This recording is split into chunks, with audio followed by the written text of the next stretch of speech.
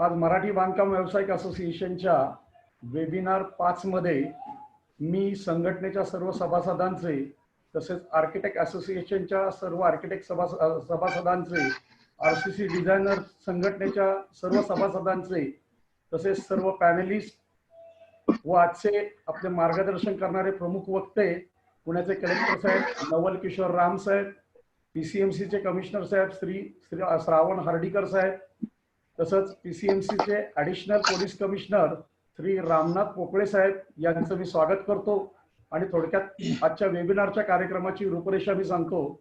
सर्वप्रथम यानंतर एमबीएचे आमचे अध्यक्ष श्री जितेंद्र सावंत यांचं भाषण होईल. त्यानंतर पुण्याचे कलेक्टर साहेब नवल किशोर राम साहेब बोलतील. त्यानंतर पीसीएमसीचे कमिशनर साहेब श्रावण हर्डीकर साहेब आपल्याला मार्गदर्शन करतील. त्यानंतर पीसीएमसीचे ॲडिशनल पोलीस कमिशनर श्रीयुत रामनाथ पोकळे साहेब आपल्याला मार्गदर्शन करतील आणि त्यानंतर प्रश्नोत्तराचा कार्यक्रम श्रीयुत शंकर शेठ जगताप साहेब विचारतील आणि व्होट ऑफ थँक्स हे बाळासाहेब करंजुले करतील. याप्रमाणे आपल्या कार्यक्रमाची रूपरेषा आहे. आता मी आपल्या संघटनेचे अध्यक्ष जितेंद्र सावंत यांना पुढचं मार्गदर्शनपर भाषण करायला विनंती करतो. नमस्कार सभासद मित्रांनो, आपण आलेल्या तिन्ही पॅनलिस्टचं इथं स्वागत करूयात. पीसीएमसीचे कमिशनर साहेब हर्डीकर साहेब, मी आपल्याला या वेबिनार मध्ये वेलकम करतो. Ramnath Pokale additional commissioner police PCMC आपल्यालाही वेलकम करतो. आणि राम साहेब अजून जॉईन होत आहेत, त्यांचा टेक्निकल थोडासा इश्यू आहे, पण आपण सुरुवात करूयात. तर आम्ही एमबीएच्या माध्यमातून पुणे आणि पुणे जिल्ह्यामध्ये पीसीएमसी पुणे शहरामध्ये आपण काम करतो. जवळजवळ ते 350 सभासद आहेत. आता या वेबिनार मध्ये आपण आर्किटेक्ट आणि आरसी डिझायनरला सुद्धा इन्व्हॉल्व्ह करून घेतलेले, कारण का आमच्याशी काम चालू करण्यासंबंधीच्या परमिशन्स आता ज्या आम्हाला आहेत इन सिटू काम करणं चालू, तर त्याला लागणारा सपोर्ट स्टाफ म्हणून आर्किटेक्ट आणि आरसी डिझायनर्स आमचे हे असतात, तर त्यांची सुद्धा आपण ह्याच्यात इन्क्लुजन केलेलं आहे या वेबिनार मध्ये. ह्या वेबिनारचा उद्देश, आपण ह्या पॅन्डेमिक मध्ये स्टेज 3 मध्ये आहोत, तर ती कदाचित उद्या संपेल, नवीन काहीतरी नियमावली होईल, तर त्यात येणाऱ्या ज्या प्रशासकीय काही अडचणी असतील किंवा प्रशासनाच्या दृष्टीने सुद्धा काही जर सूचना आम्हाला करायच्या असतील म्हणून, तरी आपण त्या मुक्तपणे कराव्यात. ह्याच्यामध्ये आम्ही सुद्धा पहिल्यांदाच पुढे येऊन आपण PCMC commissioner, PMC commissioner, CM fund, PM फंडला आम्ही बऱ्यापैकी मदत केलेली आहे. आमच्या सगळ्या बांधकाम व्यावसायिकांनी आपापल्या साईट्सवर लेबरची योग्य प्रमाणे जी काळजी घ्यायला बंधनकारक होतं किंवा व्हॉलेंटरीली सुद्धा घेतलेली आहे. आणि नुसतंच साईटवरच्या कामगारांची काळजी घेतली असं नाही, तर बऱ्याच व्यावसायिकांनी ह्युमॅनिटी ग्राउंडवर किंवा सामाजिक बांधिलकी म्हणून सुद्धा अनेक ठिकाणी मेडिकल इक्विपमेंट्स, अन्नधान्याची मदत अशी सगळ्या स्वरूपात उपलब्ध करून दिलेली आहे. त्यांच्या कामगारांना असेल, त्यांच्या शेजारच्या काही स्लम्स मध्ये असेल, तिथं गरज आहे तिथं करून दिलेली आहेत. मेडिकल इक्विपमेंट्सची सुद्धा आपण बऱ्याचशा हॉस्पिटल्सना किंवा कॉर्पोरेशनच्या पुणे मनपाच्या सुद्धा काही ज्या रिक्वायरमेंट होत्या काही ठिकाणी, तिथं सुद्धा व्यावसायिकांनी मदत केलेली आहे. त्यामुळे सामाजिक भान ठेवूनच आपण सगळे हे काम करत आहोत. त्याबद्दल मी सभासद मित्रांचं तसंच प्रशासनाचं सुद्धा धन्यवाद देतो. पोलिसांचं आणि प्रशासनाचं सुद्धा आम्हाला उत्तम सहकार्य आहे. काही काही ठिकाणी थोड्याशा ज्या त्रुटी जाणवतात त्याच्याबद्दल आपण नंतर प्रश्नोत्तरांच्या काळात चर्चा करूयात. तर अशा पद्धतीने मी यापुढे आपले स्पीकर जे आहेत त्यांची ओळख करून द्यायची घाटे साहेबांना विनंती करतो आणि मग आपण त्यांचं मार्गदर्शन पर जे काही हे आहे ते ऐकूयात आणि नंतर क्वेश्चन आन्सरचा कार्यक्रम घेऊ. धन्यवाद. आपले कलेक्टर साहेब जॉईन नाही ना झालेले अजून? साहेब हार्डीकर साहेबांचं करून द्या पहिलं. ठीक आहे, हार्डीकर साहेबांचं. कलेक्टर साहेब ऑफिस मध्ये नाहीये, ते आता जॉईन होत आहेत, तर तुम्ही कार्यक्रम कंटिन्यू ठेवा. ठीक आहे, मग आज आता पहिलं आपण आपल्या पिंपरी चिंचवड महानगरपालिकेचे कमिशनर साहेब माननीय श्रावण हर्डीकर साहेब यांचा मी थोडक्यात परिचय करून देतो. साहेब बीई इन्स्ट्रुमेशन मध्ये आहेत आणि साहेबांनी 2000 मध्ये विप्रो इन्फोटेक लिमिटेड मध्ये सिस्टीम इंजिनियर म्हणून चीफ म्हणून काम केलेले, म्हणजे सिस्टीम इंजिनियर म्हणून काम केलेलं साहेबांनी त्यामध्ये. तर त्यानंतर साहेबांनी 2005 साली IAS ऑल इंडिया रँक 7 आणि ऑल महाराष्ट्र रँक 1 मध्ये IAS पूर्ण केलेले. त्याबद्दल मी साहेबांचं परत एकदा अभिनंदन करतो. आणि हार्डीकर साहेबांनी आतापर्यंत असिस्टंट कलेक्टर म्हणून कोल्हापूर दापोली येथे काम केले, चीफ एक्झिक्युटिव्ह जिल्हा परिषद नांदेड नंदुरबार येथे काम केलेले, कलेक्टर म्हणून साहेब यवतमाळला होते, नंतर साहेब मुंबईला चीफ एक्झिक्युटिव्ह ऑफिसर म्हणून होते आणि आपल्या PCMC ला यायच्या अगोदर साहेब नागपूरचे म्युन्सिपल कॉर्पोरेशनचे कमिशनर होते. अशा प्रकारे कामाचा प्रचंड दांडगा असा अनुभव साहेबांकडे आहे. आणि आज आपल्याला त्यांच्या या कामाच्या प्रचंड दांडगा अनुभवामुळे जे जगाला COVID-19 हे भेडसावत आहे आणि सगळ्यांना अडचणीत, अखंड जगालाही अडचणीत आणलेले आहे, अर्थव्यवस्था बंद पडलेली, जग बंद पडलेलं आहे. तर याबद्दल कोणाला कधी कोरोना होईल, कोणाला कधी कोविड होईल काही सांगता येत नाही. तरी साहेबांनी PCMC या एरियामध्ये सर्व राजकीय पुढारी असतील, तिथं सर्वसामान्य जनता असेल, तिथले कार्यकर्ते असतील, या सगळ्यांना एकत्र घेऊन त्यांच्या उपायाची किंवा त्यांचं काय म्हणणं आहे हे सगळं ऐकून घेऊन साहेबांनी त्याप्रमाणे प्रत्येकाला बरोबर घेऊन महानगरपालिकेच्या अधिकाऱ्यांना एकत्र घेऊन जे आज काम केलेलं आहे आणि त्यांनी जो PCMC ला जो पॅटर्न राबवलेला आहे, हा पॅटर्न म्हणजे कोरोना PCMC मध्ये अगदी नगण्य स्वरूपात आहे. त्याबद्दल मी परत एकदा हार्डीकर साहेबांचं अभिनंदन करतो. आणि आता आपण हार्डीकर साहेबांचं मार्गदर्शन घेऊ. मी त्यांना विनंती करतो की हार्डीकर साहेब आपण मार्गदर्शन करावं. धन्यवाद. धन्यवाद पाटील साहेब, धन्यवाद सर्व मान्यवर, सावंत साहेब, शंकर शेठ, उपस्थित सर्व पॅनलिस्ट, पोकळे साहेब, नवल आहेत की नाही माहित नाही पण ते आले तर त्यांनाच देखील स्वागत.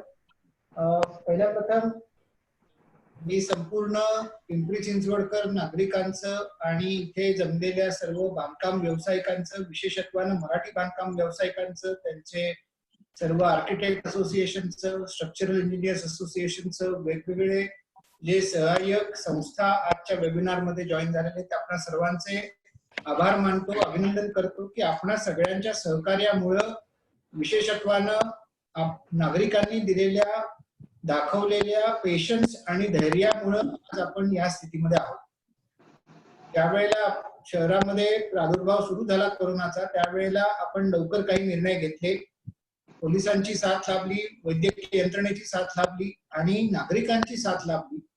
लोकांनी लॉकडाऊन चांगल्या रीतीने पाळला, यामुळे आज आपल्या इकडची पॉझिटिव्ह रुग्णांची संख्या कमी आहे. दुसरी महत्वाची गोष्ट, कोरोना बाबत आपण सगळेजण आतापर्यंत व्यवस्थित माहिती आहेच, तरी सुद्धा काही बेसिक गोष्टी आपल्या सगळ्यांना सुरुवातीलाच सांगतो. ते म्हणजे कोरोना हा तसा गंभीर विषय बनण्याचं कारण असं आहे की 80% पॉझिटिव्ह केसेस मना कुठल्याही प्रकारचं लक्षण दिसून येत नाही आणि त्यामुळे आपल्या समोर एखादा किंवा आपल्यातलाच एखादा हा पॉझिटिव्ह असला, धडधाकट दिसत असला तरी तो ट्रान्समिट करू शकतो, तो कॅरियर असू शकतो आणि तो अन्य लोकांना संसर्ग करू शकतो. आणि ह्या गोष्टीमुळेच आपल्या सगळ्यांसाठी ही कोरोनाची जी पॅन्डेमिक आहे ही अत्यंत घातक आहे. आपल्याला जरी सगळी आपली शरीर चांगलं असलं, निरोगी असलं, आपली प्रतिकार क्षमता चांगली असली, निरोगी क्षमता असली, तरी सुद्धा आपल्या घरात, आपल्या परिसरामध्ये असे काही लोक राहतात जे वयस्कर आहेत, ज्यांना अन्य आजारांनी त्यांना ग्रासलेला आहे. त्यांना मधुमेह असू शकतो, उच्च रक्तदाब असू शकतो, त्यांना कर्करोग असू शकतो, मूत्रपिंडाचे विकार असू शकतात किंवा यकृताचे विकार असू शकतात. पण ह्या सगळ्यांना, गरोदर महिलांना आणि लहान बाळांना आपल्याला संसर्ग होण्यापासून वाचवायचं आहे. कारण हे जास्त वल्नरेबल आहेत, हाय रिस्क आहेत की ज्यांच्यामध्ये गंभीर अशा स्वरूपाची लक्षणं दिसू शकतात आणि कधी कधी आपल्या इथे अशा गंभीर आजाराने ग्रस्त लोकांचा मृत्यू देखील होऊ शकतो. जगभरामध्ये मृत्यूचं प्रमाण निश्चितपणे वाढत आहे. 2.5 लाखाच्या वर मृत्यू झालेले आहेत. पुणे आणि पिंपरी चिंचवड शहर मिळून साधारणतः 180च्या आसपास मृत्यू झालेले आहेत. जरी आतापर्यंत मृत्यूचं प्रमाण पिंपरी चिंचवडमध्ये कमी असलं तरी आपल्याला तिथपर्यंत जायचंच नाहीये. आपण आधीच करोनाला आपल्या सोबत येण्यापासून रोखायचं आहे आणि याच्यासाठी सगळ्यांची मदत आपल्याला हवी आहे. आपण सगळंच बंद करून बसलो तर करोना आपल्यापर्यंत येणार नाही, पण ते आपल्याला करणं शक्य नाही. म्हणून आपल्याला लॉकडाऊन केल्यानंतर काही दिवसांनी लॉकडाऊन हळूहळू टप्प्याटप्प्यानं उघडत जावं लागणार आहे आणि त्याची लॉकडाऊन 3 मध्ये आपण याच्यामध्ये बांधकाम व्यावसायिकांना काही शिथिलता देऊन कामं करण्याची मुभा दिली आणि तेव्हापासून लॉकडाऊन उठवायला आपण टप्प्याटप्प्यानं सुरुवात केलेली आहे. आणि याचाच भाग म्हणून आपण ज्यावेळेला लॉकडाऊन 3 जाहीर झाला त्यावेळेला कन्स्ट्रक्शन व्यावसायिक कशा पद्धतीनं आपला व्यवसाय सुरू करू शकतील याची काही मार्गदर्शक तत्व आपण सर्क्युलेट केली. क्रीडाई असेल किंवा नॅरेडको असेल किंवा मराठी बांधकाम व्यावसायिक संघ असेल, या सर्वांच्या माध्यमातून आपण व्यावसायिकांपर्यंत पोहोचलेलो आहोत आणि त्यांच्या माध्यमातून आपण आता टप्प्याटप्प्यानं काम पूर्ववत आणायला सुरुवात केलेली आहे. सरसकट काम पूर्ववत 100%ला तर येणं कठीण आहे. आपण एका बूमवर होतो. आपली इन्फ्रास्ट्रक्चर आणि real estate boom Pimpri Chinchwad शहरामध्ये आपल्याला पाहायला मिळाली होती आणि आपल्या सगळ्यांच्या सहकार्यामुळे गेल्या 3 वर्षामध्ये डेव्हलपमेंट चार्जेस मधनं येणारं पिंपरी चिंचवड महानगरपालिकेचं उत्पन्न 3 पट करण्यामध्ये आपण यशस्वी झालो होतो आणि याच्यामध्ये आपला सर्वांचा हातभार खूप मोलाचा राहिलेला आहे. तथापि कोरोनाचं संकट जगावर आलेलं आहे, केवळ पिंपरीवर नाही तर संपूर्ण जगावरचं हे सावट आहे आणि त्यामुळे आपल्याला कोरोना सोबत कसं जगायचं, कोरोना असताना देखील आपण आपल्या संपूर्ण व्यवस्थेमध्ये कशा पद्धतीनं कुठलाही अडचण न होता आपण कशा पद्धतीनं पूर्वपदावर जाऊ शकतो, या सगळ्या गोष्टींचा विचार एकत्रितपणे करण्याची आवश्यकता निर्माण झालेली आहे. शंकर शेठची मी आधीच आभार मानतो की त्यांनी हे सगळं आजचा वेबिनार घडवून आणलेला आहे. कारण सगळ्यांच्या सोबत एकत्रितपणे संवाद साधणं जरी शक्य नसतं तरी किमान माझे विचार, माझी मतं आपल्या सर्वांच्या पर्यंत थेट पोहोचत आहेत. याबद्दल पूर्ण आपल्या आयोजकांचे मी आभार मानतो. एक छोटंसं प्रेझेंटेशन आहे. मी क्विकली हे प्रेझेंटेशन सुरुवातीला आपल्याला एक 5 मिनिटासाठी दाखवणार आहे. तर मी माझी स्क्रीन शेअर करतो आहे. स्क्रीन शेअर केल्यानंतर थोडक्यात आपण बिझनेस उघडत असताना, डेव्हलपमेंट सेक्टर ओपन करत असताना कुठल्या काळजी आपण आपल्या साईटवरती घेण्याची आवश्यकता आहे त्याचं थोडक्यात सादरीकरण मी आपल्या समोर करतो आहे आणि यानंतर मग आपण कशा पद्धतीने यापुढे काम करत जाऊ या संदर्भामध्ये मी काही थोडक्यात मुद्दे मांडले. तर मी स्क्रीन शेअर करतो आहे.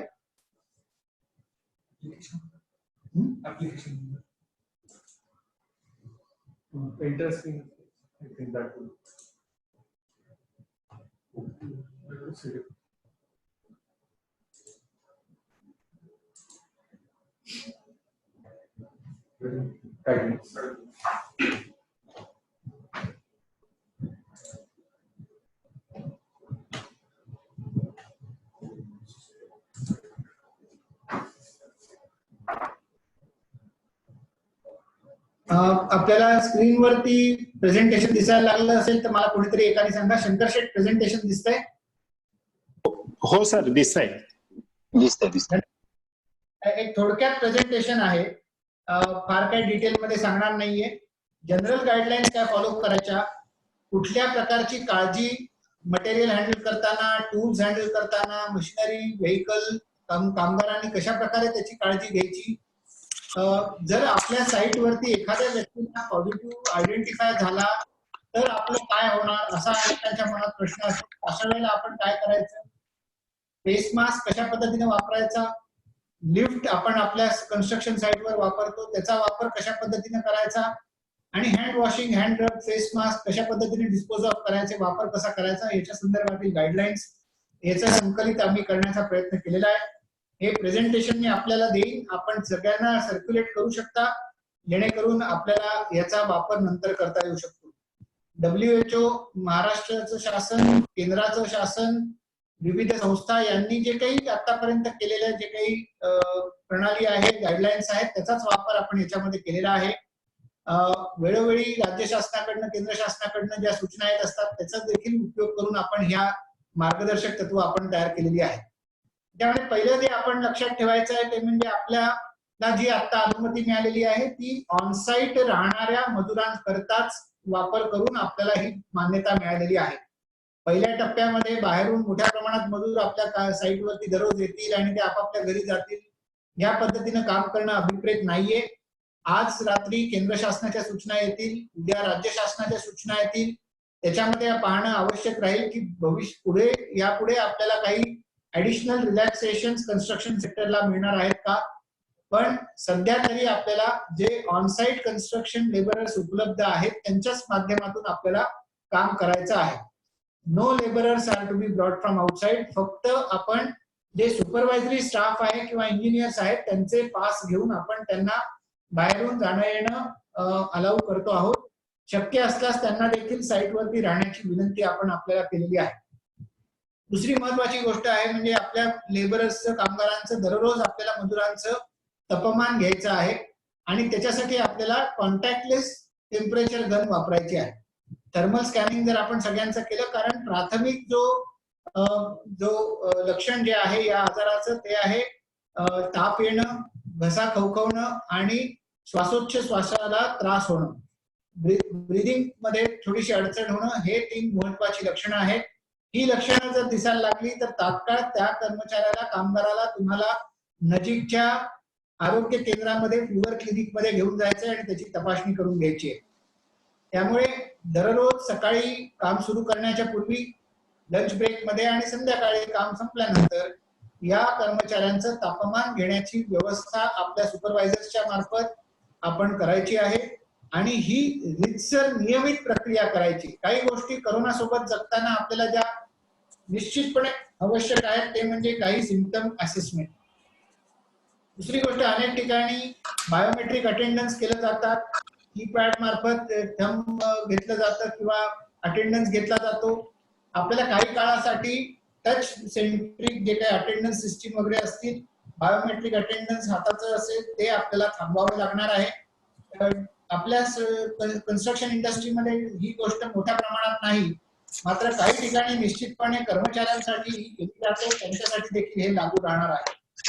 आरोग्य सेतू ऍप हे आपल्याला जास्तीत जास्त लोकांच्या फोनवरती आपल्याला डाउनलोड करायचं आहे आणि पीसीएमसी स्मार्ट सारखी मोबाईल ऍप आहे. ही दोन्ही ऍप आपल्याला लोकांच्या, आपल्या कर्मचाऱ्यांच्या, लेबरर्सच्या मोबाईल फोनवरती डाउनलोड करून घ्यायची आहे. जवळपास अनेकांकडे आता स्मार्टफोन आहेत. ज्यांच्याकडे स्मार्टफोन असेल त्या प्रत्येकाकडे ही ऍप आपल्याला डाउनलोड करायची आहे. आरोग्य सेतू मोबाईल ऍपचा फायदा असा आहे की ज्याच्यानी आपल्या आजूबाजूचा कोणताही व्यक्ती जर पॉझिटिव्ह झाला तर आपण किती रिस्की आहोत हे आपल्याला या ऍपवरनं कळणार आहे. त्यामुळे ज्यावेळेला एखादा व्यक्ती तुमच्या साईटवरचा पॉझिटिव्ह येईल त्यावेळेला साईट बंद करायला लागू नये. काही ठराविकच लोकांना आयसोलेट करून आपल्याला काम निर्वेदपणे चालू ठेवायचं असेल, याचा शोध घेण्यासाठी आपल्याला आरोग्य सेतू ऍपचा निश्चितपणे वापर होणार आहे. एअर कंडिशनर्स आपल्या साईटवरती तर नसतातच, पण कार्यालयामध्ये, ऑफिसमध्ये जर असेल तर आपल्याला जास्तीत जास्त व्हेंटिलेशनचा वापर करायचा आहे. एअर कंडिशनर्स, व्हेंटिलेशन याचा कमीत कमी वापर करायचा आहे. जर अगदी वापरायची वेळ आली तर 27 डिग्रीच्या वरती टेम्परेचर ठेवा. त्यामुळे आपल्याला जास्तीत जास्त कोरोनाचा प्रादुर्भाव होण्याचा टाळायचा आहे.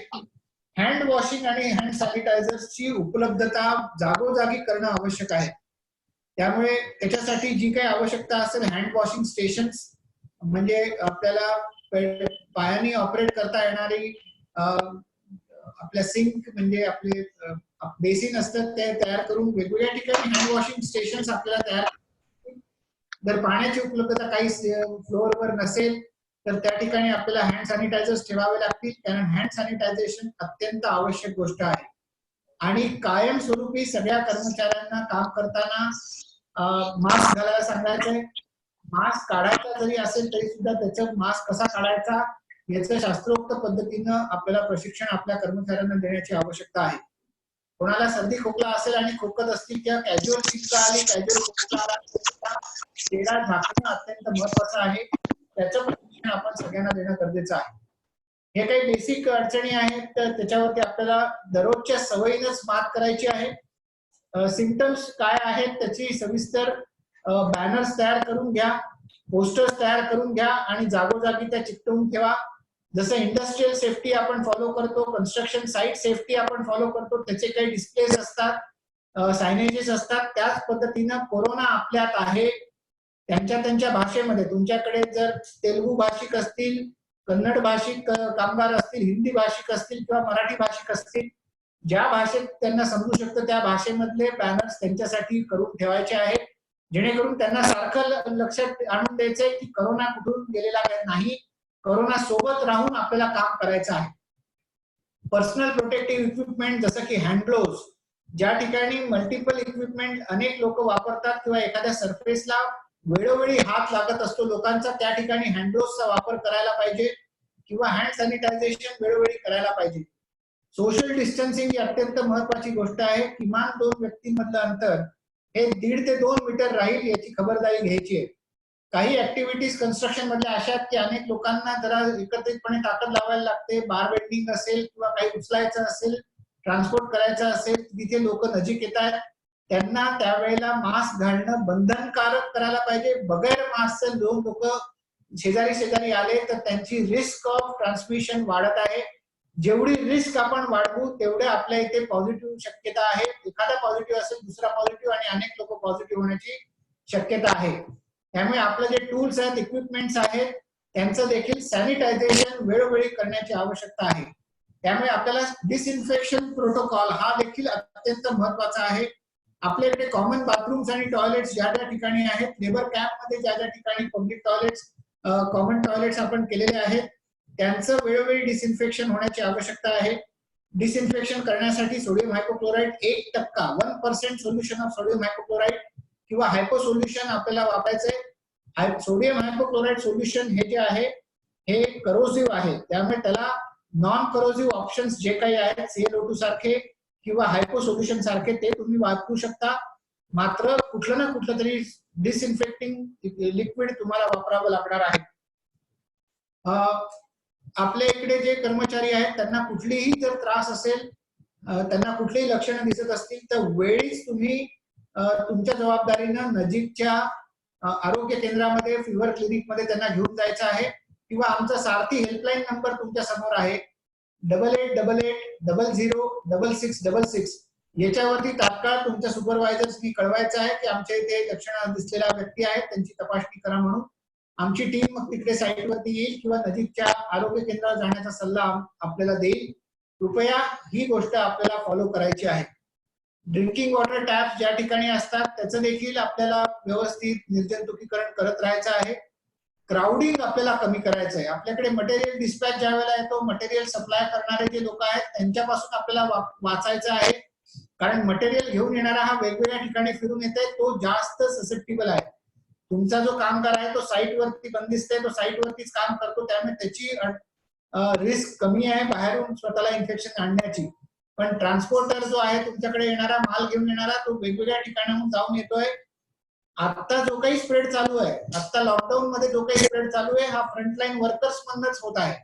त्याच पद्धतीने ज्यावेळेला ट्रान्सपोर्टर्स वाढतील त्यांच्या मार्फतच तुमच्याकडे स्प्रेड होण्याची शक्यता आहे. त्यांच्याकडनं हँड सॅनिटायझेशन, त्यांनी आणलेल्या मालाचं थोडंसं क्लिनिंग, ह्या सगळ्या गोष्टी आपल्याला फॉलो करायच्या आहेत. काही जे एक सिंपल आपण चेकलिस्ट तयार केलेली आहे डूज अँड डोंट्सच्या स्वरूपामध्ये. तुमच्याकडे जे मटेरियल असतं, टूल्स असतात, मशिनरी असते, व्हेकल्स असतात, त्यांच्या बाबतीमध्ये आपल्याला काही गोष्टी करायच्या आहेत. पार्किंग कशा पद्धतीने करताय, एम्प्लॉईजचं पार्किंग कसं करताय ते व्यवस्थित पाहायचंय, त्याला ऍक्सेस इझी पाहिजे. Disinfection of all vehicles and machinery हे तुमचं वेळोवेळी व्हायला पाहिजे. सगळे जी नियमावली आहे ती सारखं कर्मचाऱ्यांच्या, कामगारांच्या निदर्शनास आणायचे, त्याचे सायनेजेस पाहिजेत आणि सोशल डिस्टन्सिंग योग्य पद्धतीने फॉलो व्हायला पाहिजे. शक्यतो शेअरिंग ऑफ टूल्स आणि इक्विपमेंट हे टाळायचं आहे. कन्स्ट्रक्शन मटेरियलला देखील तात्काळ वापरण्याची घाई करू नका. थोडा वेळ ते तसंच राहू द्या, ड्राय होऊ द्या. त्याच्या सरफेसवरती जर कुठला विषाणू असेल तर तो ड्राय होण्यासाठी थोडंसं वाट पहा, म्हणजे इमिजिएटली हाताळलं नाही तर त्याच्यामध्ये असणारे विषाणूंचा संसर्ग कमी होऊ शकेल. हँड्स फ्री गार्बेज बिन्स आपल्याला ठेवायचे आहेत. त्याच्यामध्ये बायोडिग्रेडेबल जे काही गोष्टी असतील, जसं मास्क आहे, मास्क इकडे तिकडे टाकायचे नाहीयेत. मास्कचं डिस्पोजल बायोडिग्रेडेबल बिन्स मध्येच करायचं आहे. ड्रायव्हर्स जास्तीत जास्त लोकांच्या संपर्कात येणार नाही याची खबरदारी घ्यायची आहे. जे लोक ट्रकचं लोडिंग अनलोडिंग करतात त्यांना देखील हँड ग्लोव्स देण्याची व्यवस्था करायची आहे तुम्हाला, आणि मास्क घालतील याची खबरदारी घ्यायची आहे. ट्रक्स वगैरेंची गर्दी होणार नाही, क्यूइंग प्रॉपरली होईल हे खबरदारी घ्यायची आहे. प्रत्येक जो कर्मचारी तुमच्याकडे काम करतो, कामगार काम करतो, त्याचे एक अटेंडन्स घेऊन एक टेम्पररी आय कार्ड तरी त्यांच्याकडे असलं पाहिजे. कारण कोण व्यक्ती आहे जो कदाचित पॉझिटिव्ह आला तर त्याची आयडेंटिटी त्याच्याकडे असली पाहिजे, हे तुम्हाला सांभाळायचं आहे. आणि प्रत्येक कर्मचारी कामगार जो तुमच्याकडे काम करतो तो कॉन्ट्रॅक्च्युअल जरी असला तरी त्याच्या व्यक्तिगत इन्फॉर्मेशनचा तुम्हाला एक रजिस्टर मेंटेन करावं लागेल. कारण त्यांचं जर उद्या भविष्यामध्ये जर कोणी पॉझिटिव्ह आला तर त्यांचं कॉन्टॅक्ट ट्रेसिंग आपल्याला व्यवस्थित करण्यासाठी ते कुठे राहतात, मूळ साईटवरती राहत नसतील आणि अन्यत्र कुठे जाणार असतील किंवा त्यांचे इतर कॉन्टॅक्ट कोण आहेत याची नोंद आपल्याला ठेवायची आहे, त्यांचा फोन नंबरची नोंद ठेवायची आहे. या व्यतिरिक्त जे काही आपण सायनेजेस आहे ते सायनेजेस तुम्हाला ठेवायचे. ज्या ठिकाणी जेवण करतो त्या ठिकाणी जेवणाची एरियामध्ये शिफ्ट आपल्याला स्टॅगर करायचे, गर्दी होणार नाही, लंच ब्रेक मध्ये लोक शेअर फूड करणार नाही त्याची खबरदारी घ्यायची आहे. जर बाहेरून जेवण आणत असू तर त्याचे वाटप व्यवस्थित होईल, डिस्पोजेबल बॅग्स मध्ये होईल याची खबरदारी आपण घ्यायची आहे. ज्या ठिकाणी हँड वॉशिंग स्टेशन त्या ठिकाणी सोशल डिस्टन्सिंग फॉलो होईल याची आपण खबरदारी घ्यायची आहे. त्यामुळे सिम्प्टोमॅटिक केस आली हा सगळ्यात शेवटचा मुद्दा आणि महत्वाचा मुद्दा आहे की जर तुमच्याकडे एखादी सिम्प्टोमॅटिक केस आली तर काय करायचं. सिम्प्टोमॅटिक केस आयडेंटिफाय झाली, पॉझिटिव्ह आला एखादा केस तर इमिडिएटली तुम्हाला तुमची tools, equipments, offices, bathrooms, common areas आणि जिथे लेबर कॅम्प आहे तो एरिया सगळ्याचा सगळा आपल्याला डिसइन्फेक्ट करून घ्यायचा आहे. आमची यंत्रणा ते डिसइन्फेक्ट करण्यासाठी मदत करेल. त्यासाठी डायल्युटेड ब्लीच सोल्युशन किंवा अल्कोहोल बेस्ड सोल्युशन्स आपल्याला वापरता येतील किंवा सोडियम हायपोक्लोराइड 1% सोल्युशन वापरता येईल. क्लोज्ड एरियाज असतील तर ते डोअर्स ओपन करायचे, खुलं करायचं आहे, नॅचरल एअर सर्क्युलेशन झालं पाहिजे. डिसइन्फेक्शन झाल्यानंतर 24 तास तरी किमान तो भाग ओपन करण्यापासून आपल्याला थांबायचा आहे. जर सोशल डिस्टन्सिंग योग्य पद्धतीने फॉलो केलेला असेल तर तो व्यक्ती जो पॉझिटिव्ह आलेला आहे ज्या भागात काम करत होता तेवढाच भाग आपल्याला बंद करावा लागेल आणि त्याच्या क्लोज संपर्कात असलेलेच लोक क्वारंटाईन करावे लागतील. पण जर तुम्ही ही योग्य पद्धतीने मायक्रो झोनिंग फॉलो केलेलं नसेल, एखाद्या एरियात काम करणारा माणूस त्याच एरियाला रिस्ट्रिक्ट ठेवलेला नसेल, तो इंटरमिक्स झाला असेल तर तुमचीच रिस्क वाढणार आहे की खूप एरियात तो फिरला असेल तर जास्त लोक त्याच्या संपर्कात आले असतील, पर्यायानं अख्खी साईट अडचणीमध्ये येऊ शकते. त्यामुळे साईट वर फंक्शनिंगचं नियोजन तुमच्या सुपरवायझर्सच्या माध्यमातून योग्य पद्धतीने होणं गरजेचं आहे.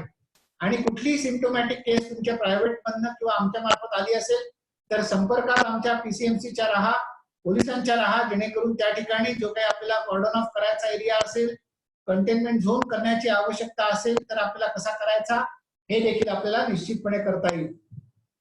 शक्यतो वर्क साईट आपण कंटेनमेंट झोन घोषित करत नाही, मायक्रो एरियाज आपण कंटेनमेंट क्षेत्र घोषित करतो. त्यामुळे लेबर कॅम्प जो आहे तो फार जवळ जर तुमच्या साईटच्या असेल तर त्याच्यामध्ये प्रॉब्लेम होण्याची शक्यता आहे जर कोणी पॉझिटिव्ह आलं तर. त्यामुळे लेबर कॅम्पच्या बाबतीमध्ये कशा पद्धतीने तुम्ही सेग्रिगेशन करता, त्यांची निगा कशी राखता, हे थोडंसं काही काळ जोपर्यंत सगळ्या कर्मचाऱ्यांना, कामगारांना स्वतःची काळजी घेण्याची सवय होत नाही तोपर्यंत याची खबरदारी आपल्या सगळ्यांना घ्यावी लागणार आहे. फेस कव्हर्सच्या बाबतीतले काही सिंपल गाईडलाईन्स आहेत. फेस कव्हर्स आपल्याला रियुजेबल जे असतात ते धुवून सुकवून आपल्याला वापरता येऊ शकतात. मात्र फेस कव्हर कधीच रिव्हर्स करायचे नाहीयेत याची खबरदारी आणि काळजी प्रत्येकाने घ्यायची आहे. त्याचं डिस्पोजल योग्य पद्धतीने झालं पाहिजे याची देखील खबरदारी आपल्याला घ्यायची आहे. काही सिंपल मास्कच्या बाबतीतले निर्देश आम्ही तुम्हाला दिलेले आहेत, ते तुम्ही पोस्टर स्वरूपामध्ये बनवून साईटवर जागोजागी लावू शकता. आणि मास्क डिस्पोज ऑफ करण्यासाठी एखादा वेगळा बायोमेडिकल वेस्ट कलेक्ट करणारा डस्टबिन आपण त्या ठिकाणी ठेवू शकता. जे हँड ग्लोव्ज वापरले जातात ते जर डिस्कार्ड करायचे असतील तर ते देखील केअरफुली डिस्कार्ड व्हायला पाहिजे. शक्य झाल्यास ते सोडियम हायपोक्लोराइड 1% सोल्युशनच्या पाण्यामध्ये अर्धा तास डीप करून ठेवायचे आणि त्यानंतर ते बाहेर काढून डिस्पोज ऑफ करायचे किंवा रियूज करायचे, अशा पद्धतीने देखील करता येतील. बाकी स्वतःची काळजी कशी घ्यायची या संबंधातील काही सूचना आहेत. लिफ्ट आणि एलिव्हेटर ज्या ज्या ठिकाणी तुम्ही वापरता त्या ठिकाणी मात्र टच पॉइंट जिकडे आहेत, बटन आहेत, त्याचं डिसइन्फेक्शन रेग्युलरली व्हायला पाहिजे. आणि लिफ्टमध्ये ओव्हर क्राउडिंग होणार नाही याची देखील खबरदारी आपण घेतली पाहिजे. मला वाटतं मी आता इथे थांबेन कारण हे बेसिक गाईडलाईन्स तुम्हा सगळ्यांसाठी आहेत. WHO प्रोटोकॉल्स हँड हायजीनच्या बाबतीतले मी इथे सोडतो आहे. तुम्ही त्यांचा वापर करू शकता, त्याचे बॅनर्स बनवून घेऊ शकता. त्या पद्धतीने तुम्हाला चांगल्या रीतीने आपली वेबसाईट मॅनेज करता येऊ शकेल. काही साधारणतः प्रश्न आणि अडचणी आपल्या आहेत. मकरंद निकम साहेबांची नव्यानं नियुक्ती आपण जॉईंट सिटी इंजिनियर, बांधकाम परवानगी आणि अतिक्रमण विभागासाठी आता केलेली आहे. काही लिडरशिप मध्ये बदल झालेली आहे. जुने कार्यकारी अभियंत्यांपैकी राणे साहेब अजूनही आहेत. बागवानीची नवीन नियुक्ती कार्यकारी अभियंता म्हणून प्रमोशन नंतर झालेली आहे. आणि ढवळे जे अनेकांच्या संपर्कात अनेक वर्ष आहेत, उपअभियंता होते, त्यांची कार्यकारी अभियंता म्हणून आता प्रमोशन झालेलं आहे. या तिघांच्या संपर्कात राहा. डेप्टी इंजिनियर मध्ये काही बदल काही दिवसात अपेक्षित आहेत. मात्र चांगल्या रीतीनं इझी ऍक्सेस आणि जास्तीत जास्त ऑनलाईन पद्धतीनं आपले building plans, building revisions, occupancy certificate sanction करण्यासाठी आमचा प्रयत्न राहणार आहे. साईट चेकिंग साठी आम्ही काही ऍप करता येतं का याच्या प्रयत्नात आहोत, जेणेकरून सगळ्या गोष्टी ट्रान्सपरंटली पारदर्शक पद्धतीनं साईट चेकिंग अँड इन्स्पेक्शन होतील याची देखील आम्ही खबरदारी घेणार आहोत. आपल्याला जे काही परमिशन्स लागत असतील त्या जास्तीत जास्त पद्धतीनं आमच्या संपर्कात न येता करता येण्यासाठी आता नवीन पॅकेज आपण लॉन्च केलेलं आहे. ते देखील आपल्याला ऑनलाईन पद्धतीस जास्तीत जास्त एनओसी सकट आपण करण्यासाठी लवकरात लवकर आपल्या मदतीनं करण्याचा प्रयत्न करत आहोत. बिल्डिंग रिव्हिजन सोमवारपासून आम्ही सुरू करतो आहोत. ओसी आणि इतर गोष्टी नॉर्मलाइज करण्याचा आम्ही प्रयत्न करतो आहोत. मात्र जास्तीत जास्त ऍप्लिकेशन्स ही ऑनलाईन पद्धतीनं व्हावी. कोणीही बिल्डिंग मध्ये येण्याची घाई गडबड करण्याची आवश्यकता नाही. आर्किटेक्ट्सना देखील झूम मीटिंग्स आहेत, शेअर करता येतात प्रेझेंटेशन्स आणि मॅप्स. जास्तीत जास्त आपण त्याचा वापर करूयात अशी माझी अपेक्षा आहे. सुरुवातीच्या टप्प्यामध्ये ऑनलाईन पद्धतीनंच आपण बिल्डिंग परमिशन देण्यासाठी सुरुवात करतो आहोत. पेमेंट्स ही देखील यापूर्वी आपण डीडीने देण्याची आपल्याला सवय होती. जास्तीत जास्त पेमेंट्स देखील ऑनलाईन ट्रान्सफर करण्याची आता सवय आपण लावून घेतली पाहिजे, जेणेकरून आपल्याला संपर्क कमी होईल. जितका संपर्क कमी तेवढं काम अधिक पारदर्शी आणि ट्रान्सपरंटली आणि रॅपिडली एफिशियंटली करणं आपल्याला शक्य होणार आहे. त्यामुळे कृपया माझी सर्वांना विनंती आहे की जास्तीत जास्त लोकांनी या बदलाला आपलंसं करावं, ऍक्सेप्ट करावं. कोरोना आपल्यातनं लवकरात लवकर काही जाताना दिसत नाही. जोपर्यंत वॅक्सिन येत नाही, जोपर्यंत त्याच्यावर रामबाण उपाय सापडत नाही, तोपर्यंत कोरोना आपल्यात राहणार आहे. आपल्याला आपली साईट कायमस्वरूपी निरोगी ठेवायची आहे. आपले कर्मचाऱ्यांची जबाबदारी डेव्हलपर म्हणून आपली स्वतःची आहे. ते कंत्राटी जरी असतील तरी सुद्धा त्यांच्या फॅमिलीची जबाबदारी आपली आहे. मी महानगरपालिकेचा आयुक्त आहे, संपूर्ण नागरिकांची जबाबदारी माझ्यावर आहे. तसं आपापल्या साईटची जर जबाबदारी आपण निश्चितपणे चांगल्या रीतीने जर घेतली तर मला विश्वास आहे की आपण करोना मुक्त, करोना कंट्रोल मध्ये निश्चितपणे ठेवू शकतो. आपल्या सगळ्यांचं सहकार्य आजपर्यंत मिळालेलं आहे, भविष्यात देखील मिळेल अशी अपेक्षा व्यक्त करतो आणि इथे थांबतो. धन्यवाद. आपण नंतर प्रश्न घेऊ, त्यामुळे आता मी फक्त शेअरिंग थांबवतो आहे, जेणेकरून पुढचं आपल्याला नियोजन करता येऊ शकेल. धन्यवाद. धन्यवाद साहेब. अतिशय सुंदर आपण डू अँड डज, त्यानंतर घेण्यात येणाऱ्या गाईडलाईन्स, आपण गाईडलाईन्स काय घ्यायच्या, लेबरनी गाईडलाईन्स काय घ्यायच्या, त्याच्यानंतर कॉर्पोरेशनमध्ये झालेल्या, PCMC मध्ये झालेल्या बदल्या आणि कामं कधी चालू होतील आपल्याबाबत, की नवीन प्लॅन सँक्शन किंवा रिवाईज किंवा कम्प्लेशन याबद्दल सर्व डिटेलिंग आपण सांगितलं, त्याबद्दल खरंच साहेब धन्यवाद. आता यानंतर आता आपले पुणे जिल्ह्याचे जे कलेक्टर आहेत नवल किशोर रामसाहेब, त्यांचा मी थोडक्यात परिचय करून देतो. रामसाहेब हे मूळचे बिहारचे असून ते IAS ऑफिसर 2008 सालच्या बॅचचे आहेत. त्यांनी हिंदू कॉलेज दिल्ली इथून त्यांचं शिक्षण पूर्ण केलेलं आहे आणि पुण्यामध्ये पोस्टिंग व्हायच्या आधी साहेब बीड व औरंगाबाद येथे जिल्हाधिकारी या पदावर त्यांनी पद भूषवलेली आहे आणि तिथं त्यांनी आपल्या कामाचा ठसा उमटवलेला आहे. आजही पुणे जिल्ह्यामध्ये राम साहेबांचं नाव फार आदरपूर्वक आणि एक कर्तव्य दक्ष अधिकारी म्हणून घेतलं जातं. तरी मी आता राम साहेबांना विनंती करतो की आपण आम्हाला मार्गदर्शन करावं. धन्यवाद. घाटे साहेब, एक विनंती होती. हर्डीकर साहेबांना रिक्वेस्ट आहे की आत्ताचं प्रेझेंटेशन शेअर करता येईल का? हो, करणार आहेत, ते सांगितलंय त्यांनी. नाही, खूप खूप धन्यवाद. अच्छा, सर्वांना माझा आवाज येतो का? हो, येतो. ओके. बेसिकली थोडासा लेट जॉईन झालो, पण श्रावण हर्डीकर सरांचा जो काही मार्गदर्शन झालं ते मी ऐकत होतो मागील 15 मिनिट पासून. मला वाटतं की सरांनी जे आपल्याला सांगितलं आहे की काळजी कसं घ्यायचं आहे आणि काय काय बेसिकली प्रिकॉशनरी मेजर्स आहेत, त्याच्यामध्ये कुठलाही गोष्टी ऍड करावा असं मला वाटत नाही, कारण तो खूप होलिस्टिकली आणि खूप म्हणजे चांगल्या पद्धतीने त्यांनी सांगितलं आहे. तर हा विषय मी स्किप करतो की what are the precautions you should take. Basically आपले जे काही प्रश्न आहे याच्यामध्ये 2-3 गोष्टी मला एवढे सांगायच्या आहे की थोडासा आता 17 नंतर बेसिकली डिसिजन्स काय होणार आहे हे आम्हाला माहिती नाही आहे. म्हणजे त्याच्यामध्ये जो काही सूचना आलेल्या आहे आतापर्यंत याच्यामध्ये थोडासा नक्की चेंज होणार आहे. खूप म्हणजे बेसिकली मी असं बोलू शकतो की ओपनिंग अप म्हणजे असं काही खूप रेडिकली ओपनिंग अप होणार नाही महाराष्ट्रामध्ये. महाराष्ट्रामध्ये झाला तरी ऍटलिस्ट पुणे, मुंबई, पिंपरी चिंचवड थोडासा याच्यामध्ये एक्सेप्शन राहणारच. Pimpri Chinchwad is better than Pune, but Pimpri Chinchwad मध्ये सुद्धा जर आपण खूप चांगला काळजी घेतला तर म्हणजे जर आपण खूप चांगली म्हणजे काळजी घेतली तर पुढे आपल्याला 100% म्हणजे एक चांगला असा फ्युचर राहील पिंपरी चिंचवडचा. आज मला असं वाटतं की महाराष्ट्रामध्ये स्थानिक स्वराजचा जर सांगितलं झाला, हे म्युनिसिपल कॉर्पोरेशन असतील किंवा डिस्ट्रिक्ट वाईज सर्वात जास्त चांगला काम या ठिकाणी पिंपरी चिंचवड महानगरपालिकेमध्ये झालेलं आहे. जर आपण कंटेनमेंटचा प्लॅनिंग पाहिला, how to basically contain this certain area जे आहे ज्या ठिकाणी स्प्रेड होतो तिथे आपण एरिया डोमिनेशन म्हणजे पोलीस डिपार्टमेंट सोबत काम करून कॉर्पोरेशननी ज्या प्रकारे कंटेनमेंट केलेलं आहे, this is the number one, is the best work done in entire Maharashtra. I can tell you with confidence being collector because we are simply aware की कुठे काय चालू आहे. खूप सिस्टमॅटिकली काम झालेलं आहे. याच्यामुळेच म्हणजे जेव्हा आपल्याकडे सुरू झाला बघा हे सगळे महाराष्ट्रामध्ये जेव्हा सगळे सुरू झाला, आपल्याला माहिती आहे की 9 मार्चला पुण्याला सुरू झाला, तसेच पिंपरी चिंचवड. सुरुवातीला पिंपरी चिंचवडची परिस्थिती पुणेपेक्षाही खराब होती काही दिवसपर्यंत, काही वीक पर्यंत. पण चांगल्या प्लॅनिंगमुळे आज पिंपरी चिंचवड खूप चांगली परिस्थितीत आहे आणि मला वाटते की येणाऱ्या पिरियड मध्ये थोडाफार केसेस येत राहणार तरी Pimpri Chinchwad will be out of danger, हे मला नक्कीच विश्वास आहे.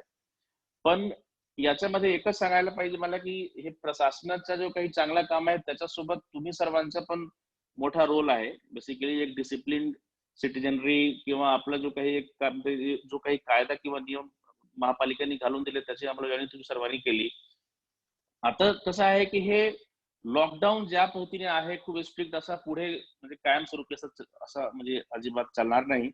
कारण शेवटी कसं आहे की सोसायटी आणि इकॉनॉमी मध्ये ज्या प्रकारे एक मुवमेंट किंवा गती पाहिजे जोपर्यंत आपण देत नाही, प्रत्येकाच्या जीवनावर काहीतरी निगेटिव्ह इम्पॅक्ट त्याचा होत राहणार आहे. आणि जवळपास आता 45 डेज होत आला म्हणजे परिस्थिती फार भयानक चाललेली आहे आणि लोकांना म्हणजे अडचण येतो. म्हणून आपल्याला थोडासा कॉन्स्ट्रक्टिव्ह ऍक्टिव्हिटी जे आहे त्याकडे म्हणजे मध्ये थोडासा विचार करण्याची गरज आहे आणि जास्त चांगल्या पद्धतीने ओपनिंग अप मॉडरेटली किंवा जो नियम आहे त्याचं पालन करून कसं करता येईल त्याच्यावर आपण नक्कीच चर्चा करू आणि कारवाई करू. 2-3 विषय मी सांगून देतो की कन्स्ट्रक्शन वर्कच्या बाबतीत शासनाच्या निर्देश येण्यापूर्वीच आम्ही इथे निर्णय घेतला होता. हार्डीकर साहेबांशी सुद्धा चर्चा करून आम्ही ऑलरेडी तुम्हाला माहिती आहे की कन्स्ट्रक्शन वर्कची परवानगी ते इन सिटू दिलेलं आहे. पण आता इन सिटू परमिशन दिलेलं आहे तरी त्याच्यासोबत येणारे अडचणी आपल्याला काय काय आहेत ते पण मला माहिती आहे. आता समजा की कन्स्ट्रक्शन वर्कची परवानगी दिली आहे पण बाहेर क्रसर चालू नाहीये, तर हे स्टोन क्रसर वगैरे जे आहेत ते पण आपण चालू करण्याची परवानगी आता दिलेली आहे. दुसरा असा आहे की आपल्याला त्याच्यासोबत जो काही इश्यूज आहे की आपला जो काही कच्चा माल रॉ मटेरियल जो उपलब्ध व्हायला पाहिजे त्याचा पण मार्केट किंवा त्याचे पण जो काही शॉप्स वगैरे आहेत ते पण ओपन झाले पाहिजे. तर एक पहिला प्रश्न असा आहे की जो इसेन्शियल कॅटेगरी जे आम्ही केलेला आहे की इसेन्शियल गुड्स काय आहेत, आता 17 नंतर नॉन इसेन्शियल मध्ये एडिशन करण्याची तयारी आमची नक्कीच आहे. की आज बेसिकली म्हणजे जर आपण उद्योग किंवा हे कन्स्ट्रक्शन बाकीला जर परवानगी दिला तर त्याच्यासोबत म्हणजे बाकी जे काही रॉ मटेरियल किंवा त्याला सपोर्ट करण्यासाठी बाकी जे युनिट्स पाहिजे ते पण नक्कीच आपल्याला ओपन करूनच पाहिजे. तर याच्यावर 1-2 दिवसात आपला पण आम्ही सल्ला घेऊ की नेमके आम्हाला काय काय त्याच्यामध्ये करणे अपेक्षित आहे. शेवटी कसं आहे की गव्हर्नमेंटच्या 2-3 रेस्ट्रिक्शन्स आहेत ते आम्ही पाहू जरा नेमके काय होतो की सकाळी 7 ते संध्याकाळी 7 पर्यंत रेस्ट्रिक्शन्स आहे. त्याच्यानंतर नंबर ऑफ शॉप्स जे त्यांनी दिलेलं आहे की 5, आता याच्यामध्ये काही एडिशन होतो का, तर हे काही सूचनाचा आम्ही वाट पाहतो आज आणि उद्या. ते सूचना आला की आपण त्या हिशोबाने आपण हे करू. पण माझे एवढे नक्कीच म्हणणं आहे की उद्योग आणि बाकी जो आपला काही हे सगळे इकॉनॉमिक ऍक्टिव्हिटीज आहे त्याला चालना देण्यासाठी किंवा त्याला पुन्हा गती आणण्यासाठी जे काही शक्य असेल आम्ही नक्कीच करू.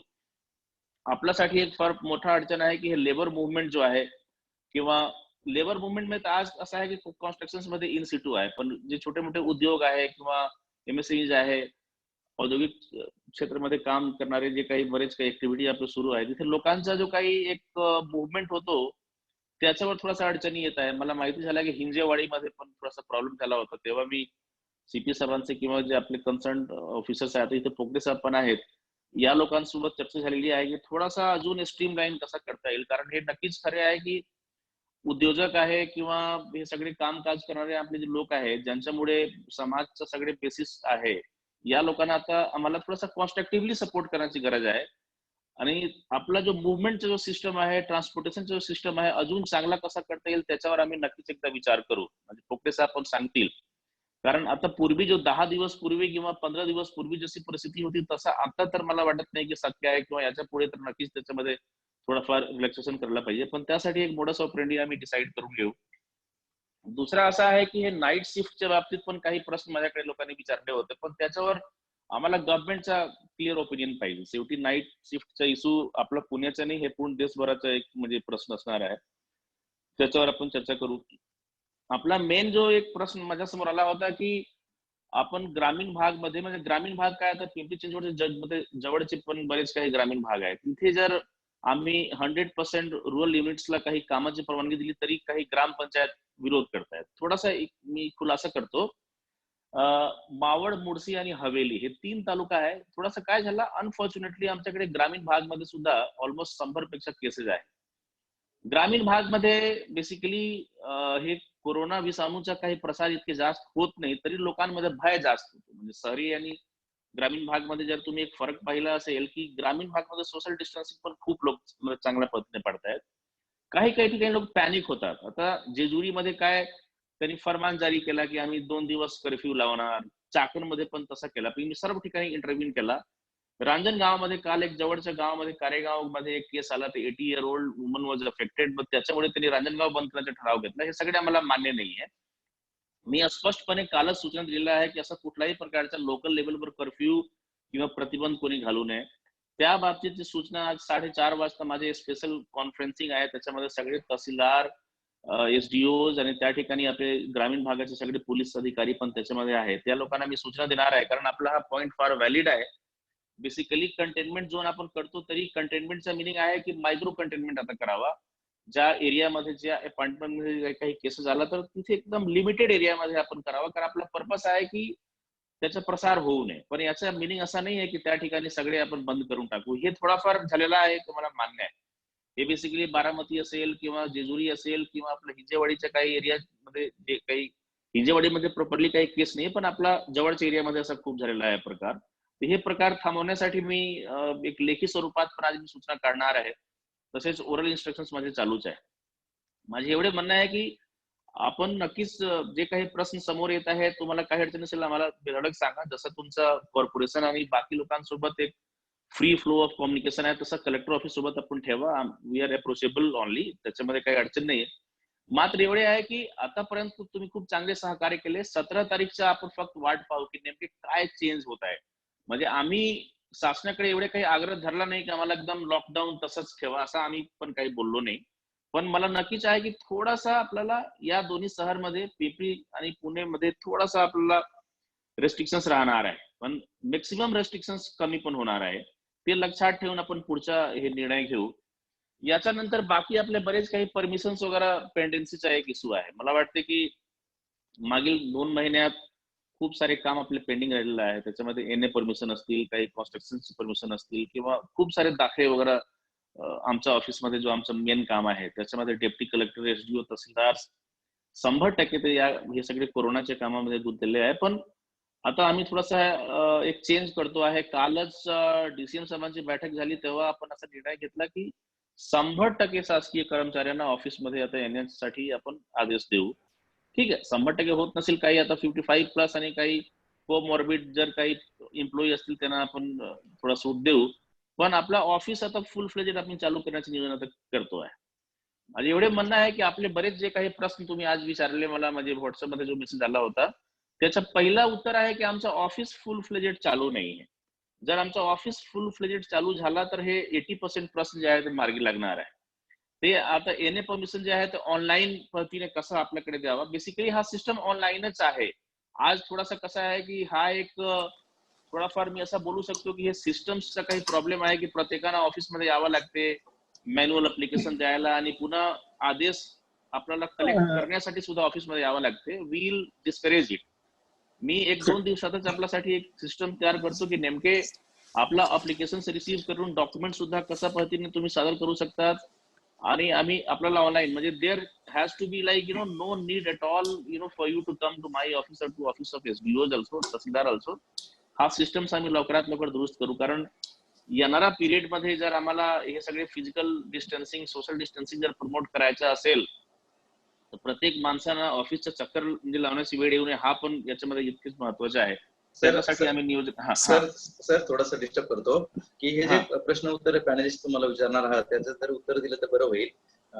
तर आपण काय करूया, ते प्रश्न उत्तराच्या याच्यामध्ये घेऊया थोडंसं, बरं वाटेल. माझी हरकत नाही, उलट मला वेळ फार कमी आहे म्हणून मला वाटलं होतं की तुमचा जो प्रश्न होता ना त्या अनुषंगाने मी उत्तर देत होतो. माझ्याकडे व्हॉट्सअपवर काही प्रश्न आले होते सर तुम्ही त्या अनुषंगाने उत्तर देत होतो. आपण विचारा ना, ते जास्त चांगलं राहील मला, म्हणजे उलट ते थोडं सोयीस्कर राहील माझ्यासाठी. ठीक आहे. धन्यवाद रामसाहेब.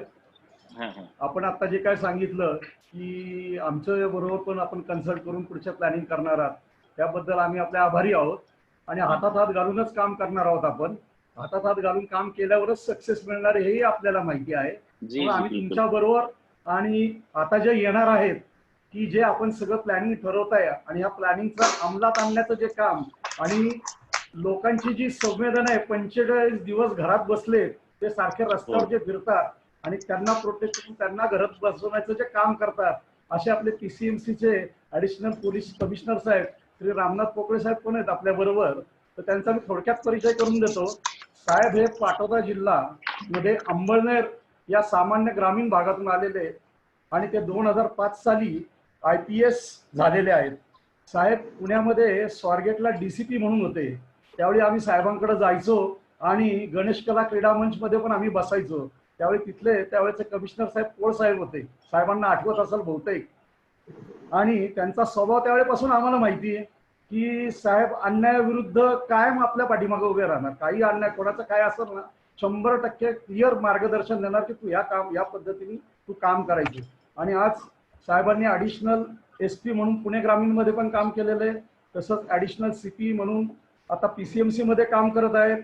आता मला तर असं वाटतं की PMC, PCMC, PMRDA हा सगळा एरिया खडा माहिती असणारे आपले रामनाथ पोकळे साहेब आहेत. आणि पोकळे साहेब यांना हा सगळ्या गोष्टीची माहिती असल्यामुळं इम्प्लिमेंटेशन कसं करायचं, काय करायचं याचं पण गाईडलाईन, याचं मार्गदर्शन ते आपल्याला फार चांगल्या पद्धतीने करतील. तरी मी आता त्यांना सांगतो की आपण आम्हाला मार्गदर्शन करावं. पोकळे साहेब नमस्कार. आजच्या वेबिनारसाठी उपस्थित माननीय जिल्हाधिकारी नवल किशोर राम साहेब, PCMCचे आयुक्त हर्डीकर साहेब, या कार्यक्रमाचे आयोजक श्री शंकर शेठ जगताप, सर्व बांधकाम व्यावसायिक, आर्किटेक्ट आणि इतर सर्व बंधूंनो, खरं तर गेल्या 2 महिन्यापासून आपण हे करोनाचं संकट झेलत आहोत आणि हे फक्त आपल्यावरच नाही तर हे संपूर्ण जगावर आलेलं संकट आहे. आणि त्याच्यामध्ये कुठलाही देश, कुठली जात, धर्म, पंथ किंवा गरीब श्रीमंत असा कुठलाही भेद याच्यामध्ये दिसत नाही. त्यामुळे आपण सर्वांनी अतिशय काळजी घेणं महत्वाचं आहे. आणि ती काळजी कशी घ्यावी याच्याबद्दल सविस्तर प्रेझेंटेशन हार्डीकर साहेबांनी दिलेलं आहे. आता आपण लॉकडाऊन 3च्या टप्प्यामध्ये आहोत.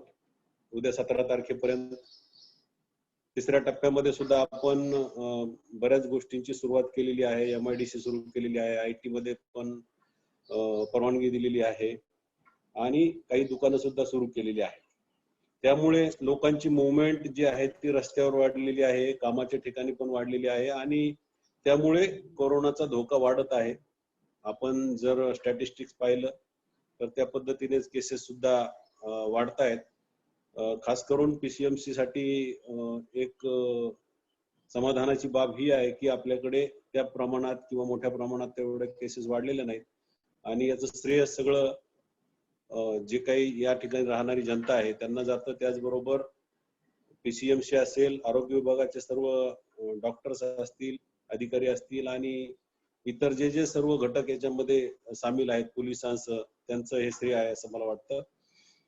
तर सांगायचा मुद्दा हा आहे की लॉकडाऊन 3 मध्ये जी काही बांधकामाला परवानगी दिलेली आहे ती ग्रामीण एरियात आणि शहरी भागामध्ये दिलेली आहे आणि त्याचं टायमिंग सकाळी 7 ते संध्याकाळी 7 पर्यंत आतापर्यंत तरी आहे. 17 तारखेनंतर त्याच्यामध्ये काय बदल होईल किंवा नाही होईल मला माहित नाही, परंतु हे टायमिंग आपण सगळ्यांनी पाळलं पाहिजे. ही एक सूचना मला या ठिकाणी मांडायची आहे. दुसरी महत्वाचा जो प्रॉब्लेम आहे तो तुम्हाला मला वाटतं फेस करावा लागेल, कारण आता आपण IT सेक्टरला जरी परवानगी दिली 33% कर्मचाऱ्यांना काम करण्याची, तरी त्यांना तेवढे कर्मचारी मिळत नाहीत किंवा चाकण MIDC असेल, तळेगाव MIDC असेल, या ठिकाणी सुद्धा अतिशय 20 ते 25% पर्यंतच उपस्थिती आहे सध्या कामगारांची. म्हणजे हा प्रश्न तुमच्या पुढे सुद्धा येणार आहे असं मला वाटतं. त्यामुळे त्याच्यावर सुद्धा तुम्हाला विचार करावा लागेल आणि जे आता उपलब्ध तुमच्याकडे कामगार असतील, लेबर असतील, इतर स्टाफ असेल, यांना कसं आता तुम्हाला या ठिकाणी थांबवून ठेवता येईल याच्यासाठी सुद्धा प्रयत्न करणं आवश्यक आहे असं मला वाटतं. कारण मागच्या आठवड्यात आम्ही क्रीडाईंचे पुण्याचे पदाधिकारी होते, त्यांची सुद्धा बैठक इथे CP ऑफिसमध्ये घेतली होती आणि त्यांना सुद्धा सांगितलं होतं की जे लोक आता जे जाण्याच्या मार्गावर आहेत त्यांना थांबवण्यासाठी आपण प्रयत्न करावेत आणि तशा पद्धतीचे प्रयत्न त्यांच्याकडून पण झाले. तुम्ही सुद्धा मला वाटतं जे काही जाणारे मजूर आहेत त्यांना थांबवण्यासाठी तुमच्या परीने जे काही करता येईल, त्यांच्या वेलफेअरच्या बाबतीत असेल किंवा त्यांच्या ज्या काही अडचणी असतील त्या सोडवल्या तर मला वाटतं एखादं आश्वासन त्यांना चांगल्या प्रकारचं दिलं तर ते थांबतील असं मला वाटतं. दुसरा एक मुद्दा कलेक्टर साहेबांनी मांडला तो बरोबर आहे. जरी आपण परवानगी दिली असली तरी पण बऱ्याच गावामध्ये स्थानिक पातळीवर ग्रामपंचायत असेल किंवा इतर कोण लोक असतील त्यांच्याकडून तो विरोध होत आहे. तर जेव्हा एखादी ऑर्डर शासनाकडून निघते तेव्हा त्याला विरोध करण्याचं काही कारण नाही, परंतु असं जर काही अडचण आली तर निश्चितपणे पोलीस आपल्याला सहकार्य करतील, मदत करतील, यात काही वाद नाही. ज्या काही COVID-19च्या बाबतीमध्ये जे काही प्रिकॉशन्स काळजी घ्यायचे त्याच्याबद्दल भरपूर चर्चा झालेली आहे, परंतु मला एकच गोष्ट या ठिकाणी नमूद करावीशी वाटते, ती अशी आहे की जेव्हा आपण तुम्हाला परवानगी मिळेल महानगरपालिकेकडून कामाची, तेव्हा जे काही म्हणजे मजूर तुमच्याकडे काम करणार आहेत त्यांची काळजी अतिशय चांगल्या पद्धतीने आरोग्याची त्यांच्या घेतली पाहिजे. याचं कारण फक्त परवानगी मिळवतानाच आपण त्यांना मास्क देणार, सॅनिटायझर देणार असं न होता पूर्ण कालावधीमध्ये ह्या सगळ्या गोष्टीचा स्टॉक असणं, त्यांना वेळेवर सर्व जे काही गोष्टी आहेत त्या उपलब्ध होणं आणि केवळ फक्त सुरुवातीच्या काळात हे न करता हे कंटिन्युअसली होईल हे सगळ्यांनी बघणं आवश्यक आहे. आणि ही संपूर्ण जबाबदारी जे काही आदेश आतापर्यंत आम्ही काढलेले आहेत ती संपूर्ण जबाबदारी ही हेड ऑफ द ऑर्गनायझेशन म्हणजे जे कोण तिथले मुख्य असतील ही त्यांच्यावर ही जबाबदारी आहे आणि त्यांनी ही पार पाडावी असं मी या निमित्ताने नमूद करू इच्छितो. बाकी जे काही आता प्रश्न उत्तर येतील त्याला मला वाटतं बहुतेक 5च्या संबंधित जास्त प्रश्न असतील तर अत्यावश्यक सेवा असतील. ठीक आहे. एक मला मी थोडासा बोलू का मध्ये? मला ऍक्च्युली ना अजून एक मीटिंग आहे खूप अर्जंट, त्याच्यामध्ये मला जायचं आहे. पण सर नक्कीच तुमचं मनापासून धन्यवाद. घाटे साहेब, मी मध्येच माझं चालू करतो. सर मी सर्वप्रथम आपल्या तिन्ही हिरोंचं जे पुणे जिल्ह्याचे आज 3 हिरो आहेत, माननीय कलेक्टर रामसाहेब, आपले पिंपरी चिंचवडचे आयुक्त माननीय हार्डीकर साहेब, रामनाथजी पोकळे साहेब आणि पोलीस कमिशनर, हे आपले जे हिरो आहेत यांनी COVID-19 वर ज्या पद्धतीने मात केली आणि ज्या प्रकारे आपल्याला संरक्षण दिलं, त्यांच्या संरक्षणाला आम्ही अधीन राहून आम्ही बांधकाम व्यावसायिक काही काम चालू करू इच्छितो आहोत. आणि काम चालू करत असताना आम्हाला ज्या काही अडचणी येत आहेत त्या अडचणी संदर्भात आपण आजचं हे वेबिनारचं आयोजन केलेलं आहे. तर त्या संदर्भात आपला अधिकचा वेळ न घेता मी माननीय कलेक्टर साहेबांना आमचे ज्येष्ठ उद्योजक, प्रसिद्ध उद्योजक अंकुश आजबे सर हे कलेक्टर साहेबांना त्यांच्या संदर्भातले काही प्रश्न आहेत तर ते प्रश्न विचारतील. अंकुश आजबे साहेब, आपण कलेक्टर साहेबांना प्रश्न विचारा. साहेब नमस्कार. नमस्ते. हा तर आता तुम्ही तुमच्या भाषणात सांगितलं की आमचे मायग्रेंट लेबर आहे, त्या लेबरला आम्ही सांभाळण्याचा मागच्या 2 महिन्यात मिड डे मील असेल किंवा शासनाकडून जे काही योजना होत्या त्या सगळ्याचा विचार करून आम्ही त्यांना थांबवलंय. परंतु जशा रेल्वे श्रमिक एक्सप्रेस चालू झाल्या तसे आमचे लेबर जायला सुरुवात झाली. आम्ही त्यांना कोकळे साहेबांनी सांगितल्याप्रमाणे त्यांना आम्ही पगार वाढ किंवा अशा काही गोष्टीची पण आम्ही त्यांना ऑफर दिले आहेत. पण जे भीतीपोटी महाराष्ट्रात जो किंवा पुणे मुंबईत जो काही नंबर वाढतोय पेशंटचा, त्यामुळे लोक भीतीपोटी गावी चालले आहेत. आणि पवार पण आहे सर, आम्हाला असं वाटतंय की येत्या महिना म्हणजे मंथ एंड पर्यंत ह्यातल्या 90% लेबर जे आमचे इन्स्टिट्यूट लेबर आहेत ते पण जाणार आहेत. आम्ही खूप प्रयत्न करून पाहतोय, पण रोजच्या रोज काही लोक चालत, प्रायव्हेट गाड्या करून, ट्रेनने चाललेले आहेत. तर अर्थव्यवस्था सुरुवात होण्यासाठी किंवा बांधकाम व्यवसाय चालण्यासाठी हे जे काही MSME चे पॅकेज आले ते पॅकेजचा वापर होण्यासाठी हे रिव्हर्स मायग्रेशन होणं खूप गरजेचं आहे सर.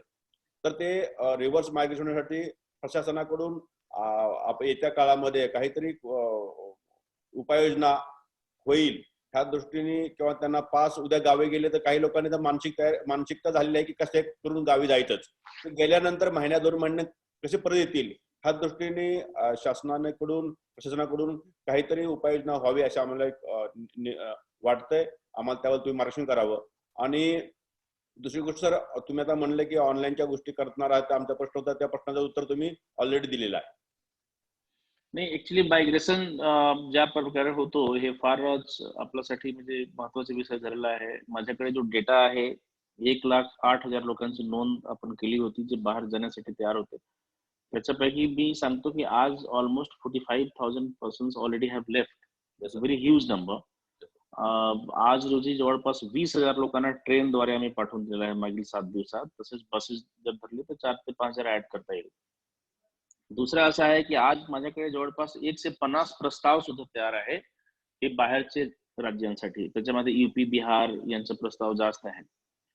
मला वाटते की जर नियोजनप्रमाणे आपण लोकांना म्हणजे हे जर आपण इथून पाठवलं तर कमीत कमी 1 लाख पेक्षा जास्त लोक पुढच्या 10 दिवसात इथून जाणार आहे. 7 ते 10 दिवसात. लेबरची संख्या इनफॅक्ट याच्यापेक्षा खूप जास्त आहे, पण 1 लाख लोक आमच्या नजरेत आले, आमच्या नोंदणी झाली, म्हणजे आम्ही जे नोंदणी केल्या त्याच्यामध्ये समोर आले. बेसिकली हा प्रश्न यासाठी जास्त झाला की एक आपण म्हटलं अगदी बरोबर आहे की मुंबई आणि पुण्याच्या बाबतीत खूप भीती झाली लोकांच्या मनात. बाहेरून त्यांना फोन येत आहेत की तुम्ही लवकर परत या, नाही तर तुम्हाला पण म्हणजे हे कोरोनाची लागण होईल आणि तुम्हाला त्रास होईल. ते एक मनोवैज्ञानिक भीती लोकांच्या मनात गेलेली आहे, नंबर 1. दुसरा आहे की ठीक आहे, ओव्हरऑल जो एक नेगेटिव्ह ऍटमॉस्फिअर जो तयार झालेला आहे की लेबरच्या बाबतीत, म्हणजे लोकांना असं वाटतं की आम्हाला बरोबर जेवण मिळत नाही, राहण्याची सोयी नाही आहे. हे सगळे संक्रमण याचं पण आहे की हे म्हणजे आपण जे ऐकतो एक ओव्हरऑल नेगेटिव्हिटी जे तयार होतो, तर हे सगळे लेबर या लोकांच्या मनात असा एक झाला की नाही आता आम्हाला कोणी पाहत नाही बेसिकली. पण असा फॅक्ट नाही आहे. फॅक्ट पिंपरी चिंचवडमध्ये ऑलरेडी मला माहिती आहे की 40,000 पेक्षा जास्त लोकांच्या जेवणाची व्यवस्था आपण करत होतो, ग्रामीण भागमध्ये सुद्धा, सर्व ठिकाणी. पण हे सगळे ओव्हरऑल ऍटमॉस्फिअर जो देश पातळीवर चालू आहे त्याचा हा इम्पॅक्ट आहे. मात्र पिंपरी चिंचवड किंवा पुणे याच्यासाठी जबाबदार आहे असं आपल्याला म्हणता येणार नाही. पण तरी आज जो सर्वात महत्वाचे चॅलेंज आमच्या समोर आहे की एक तर आपण तातडीने जो कन्स्ट्रक्शन सुरू केला होता या कारणामुळे की लोकांना आपण थांबून घेऊ, तसेच ग्रामीण भागमध्ये 100% विदाऊट परमिट जे मी आता जे सांगितलं होतं ते या कारणामुळे बरेच ठिकाणी लेबर थांबले. पण हे खूप मोठ्या प्रमाणात लोक जात आहेत. आज अशी परिस्थिती आहे की ट्रक मध्ये सुद्धा किंवा 407 मध्ये बसून जाण्यासाठी लोक तयार आहेत. काही लोक पायी पण जात आहेत. आज तर मला वाटते की आमच्या समोर चॅलेंज आहे की या लोकांना कसं आहे ह्युमन डिग्निटी सोबत कसं पाठवून देऊ, हाच मोठा चॅलेंज मला वाटते. आणि दुसरा याच्यापेक्षाही जास्त महत्वाचा विषय आहे की हे आपले जे सगळे उद्योग चालू झाले, आपले कन्स्ट्रक्शन चालू झाले, त्याचं काय होणार. मला वाटतं की आता पण सुद्धा म्हणजे काही दिवस पूर्वी क्रेडाईच्या लोकांसोबत चर्चा झाली. मी त्यांना बोललो की आपण काहीतरी एक कॅम्पेन घ्या आणि लोकांना थांबवण्यासाठी प्रयत्न करा, प्रशासनातर्फे सुद्धा आपण करू. तर मला वाटतं की हा पण आता अजून आपल्याला हे सगळे करता येईल. आपल्याकडे जेवढे लोक आहेत की थोडासा आपण जेवढे करतो म्हणजे प्रत्येक वेळी थोडासा जास्त करावं लागेल, म्हणजे in whatever way, I mean the way we keep them in terms of food arrangement, त्यांना थोडासा असं एक जो सेफ्टीचा जो काही एक म्हणजे कॉन्सेप्ट आहे त्यांना द्यावा लागेल की तुमचं सगळे जबाबदारी आम्ही घ्यायला तयार आहोत, अशा प्रकारच्या फिलिंग्स द्यावं लागेल. पण मला वाटतं की काहीच केलं तरी आज मला वाटतं की कमीत कमी 50 ते 60% लेबर फोर्स पुण्याचे नक्कीच जाणार आहे, जो आम्ही रोज इंटरॅक्शन करतो आहे. पुन्हा परत आणण्यासाठी थोडासा एक याच्यावर आपल्याला विचार करावा लागेल. मला वाटते की आज आमच्याकडे 3000 केसेस 4000 केसेस झालेला आहे, तर आम्ही जास्त क्लेम पण करू शकत नाही की आम्ही रोगाणू म्हणजे हे सगळे विषाणूमुक्त झालेलो आहोत म्हणजे पुणे. तर थोडासा हळूहळू हे सगळे कॅम्पेन घ्यावाच लागेल. म्हणजे मला वाटते की आज रोजी एक चॅलेंज आहे की लोकांना कसं जाण्याची चांगली व्यवस्था करता येईल, पण दुसरा आहे की आम्हाला तत्काळ हे नंतर त्याचा विचार करावा लागेल. दुसरं आहे की जो आज स्थानिक लेबर आहे त्याचा आपण शोध नक्कीच आपण घेण्याची सुरुवात करा. म्हणजे महाराष्ट्रामध्ये सुद्धा हे कसं आहे की बघा, लेबर आपल्याकडे आहे, पण लेबरची मेंटॅलिटी जो एक ओनरशिप द्यायला पाहिजे ते सुद्धा आपल्यासाठी फार एक महत्वाचा विषय आहे. की आज नरेगाचं काम असेल किंवा ग्रामीण भागमध्ये तर खूप लोक काम करायला तयार असतात. म्हणजे काही कुठल्याही जिल्ह्यामध्ये जर आपण गेलो ना, इनफॅक्ट पुणे सारख्या ठिकाणी सुद्धा तर खूप लोक तयार आहेत. आपल्याला थोडंसं कॅम्पेन करावं लागेल या बाबतीची की हे लोकली लोकांना कसं आपण याच्यामध्ये हे घेऊ. दुसरा, जे लोक ऑलरेडी इन सिटू आज रोजी आहे त्यांना नक्कीच थांबवण्यासाठी काय करावा याच्यावर विचार करावा लागेल. They should be given better food, shelter और पेमेंट और व्हॉट एव्हर. मागे मी आपल्याला नक्कीच सांगू इच्छितो की आज जे लोक जात आहेत त्याच्या मागे अजून एक कारण आहे की employer did not pay them. It is not about any special organisation or agency. पण हे मोठ्या प्रमाणात तसं झालं की जेव्हा आपला काम बंद होता, आपले लोक जर आता समजा की 100 लोक आमच्यासाठी कामावर होते, आमचं काम बंद पडलं तर आम्ही त्यांना सोडून दिलं, असं झालेलं आहे. म्हणजे आपल्यासोबत झालं नाही ते मी असं म्हणत नाही, पण नॉर्मली ओव्हरऑल हे सगळे कारणामुळे लोक जात आहेत. थोडंसं आता पण आम्हाला कसं त्यांना थांबवता येईल हे सगळे याच्यावर विचार करण्याची फार गरज आहे. आणि त्याच्यापेक्षाही मोठं कारण असं आहे की लोकांमध्ये जो भीती निर्माण झालेली आहे. ट्रेनची व्यवस्था तर आम्ही केलेली आहे, पण शेवटी कसं आहे की ट्रेनची व्यवस्था तर मला करावंच लागेल. जर लोक रोडवर आहे तर त्यांना तर मी थांबवू शकत नाही. थोडासा मोठ्या प्रमाणात काउन्सिलिंग आपण करा. यासाठी प्रशासनाची मदत काय लागते ते तुम्ही आम्हाला सांगा. आता शिरूर मध्ये जाऊन बघा, तुम्हाला माहिती, मी इथे सायकियाट्रिस्ट जे आहे ना यांची पण अपॉइंटमेंट केलेली आहे. म्हणजे शिरूर मध्ये फार मोठा तिथे गर्दी झालेला आहे. स्पेशल डॉक्टर्स मी अपॉइंट केला की हे लोकांना सांगतील की तुम्हाला घाबरण्याचे काही कारण नाही आहे, तुम्हाला भीती असण्याचे काही कारण नाही आहे. पण तरी लोक थांबत नाही, हे खरे आहे. पण आज सुद्धा लोक थांबतील असं नाही. आपल्याला थोडंसं हे सगळे एफर्ट्स घ्यावं लागेल. Okay sir. तर रिव्हर्स मायग्रेशन साठी तुम्ही म्हटलं त्याप्रमाणे वेळ जाईल त्यात असं हा नाही, थोडा तर मला वाटतं की हे लॉकडाऊन नंतर सुद्धा अघोषित लॉकडाऊन राहणार काही दिवस काही ठिकाणी. Okay sir. पण त्यासाठी आम्हाला एक रेडिकली एक वेगळ्या प्रकारची स्ट्रॅटेजी तयार करावं लागेल. How to basically employ more of the local labours. त्यासाठी एक वेगळ्या स्ट्रॅटेजी आपल्याला तयार करावं लागेल. लोकल लेबर आहेत असं नाही आहे की नाही आहे. दुसरं आहे की जे लोक केलेले आहेत त्याच्यासोबत संपर्क करण्याची स्ट्रॅटेजी थोडा आपल्याला ठरवावं लागेल, डिसाईड करावं लागेल. आणि तिसरं असं आहे की जे अजून आहेत या लोकांना कसं थांबवता येईल, थोडंसं ओव्हरऑल एफर्ट्स वाढवण्याची गरज आहे. सर मी एक विषय अजून बोलतो. आमच्याकडे लेबर जे असतात ना ते होळी आणि छठ पूजा आणि दुर्गा पूजा ह्या 3 सीझनला नॉर्थचे पब्लिक जे आहे ते लेबर, सेमी स्किल्ड लेबर जे आहे सुतार पिटर हे जात असतात. होळीला गेलेले ते लॉकडाऊन चालू व्हायच्या अगोदर ते गेलेले लोक गावीच आहेत. त्यांना यायचं होतं, त्याच्या अगोदरच ते अडकून पडले तर गावाकडे ते परत येता येणार नाही.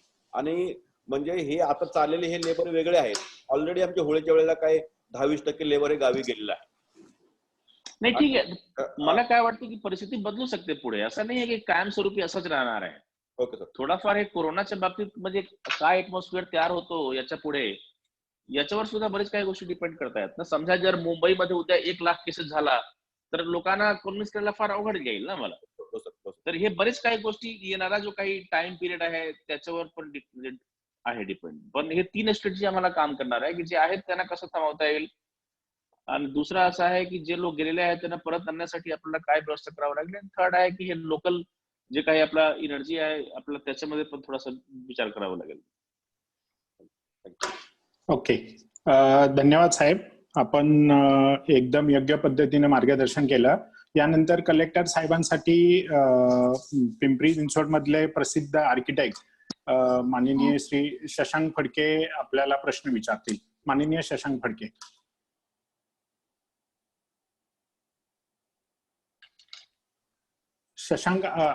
शशांक सर, आपण अनम्यूट करा.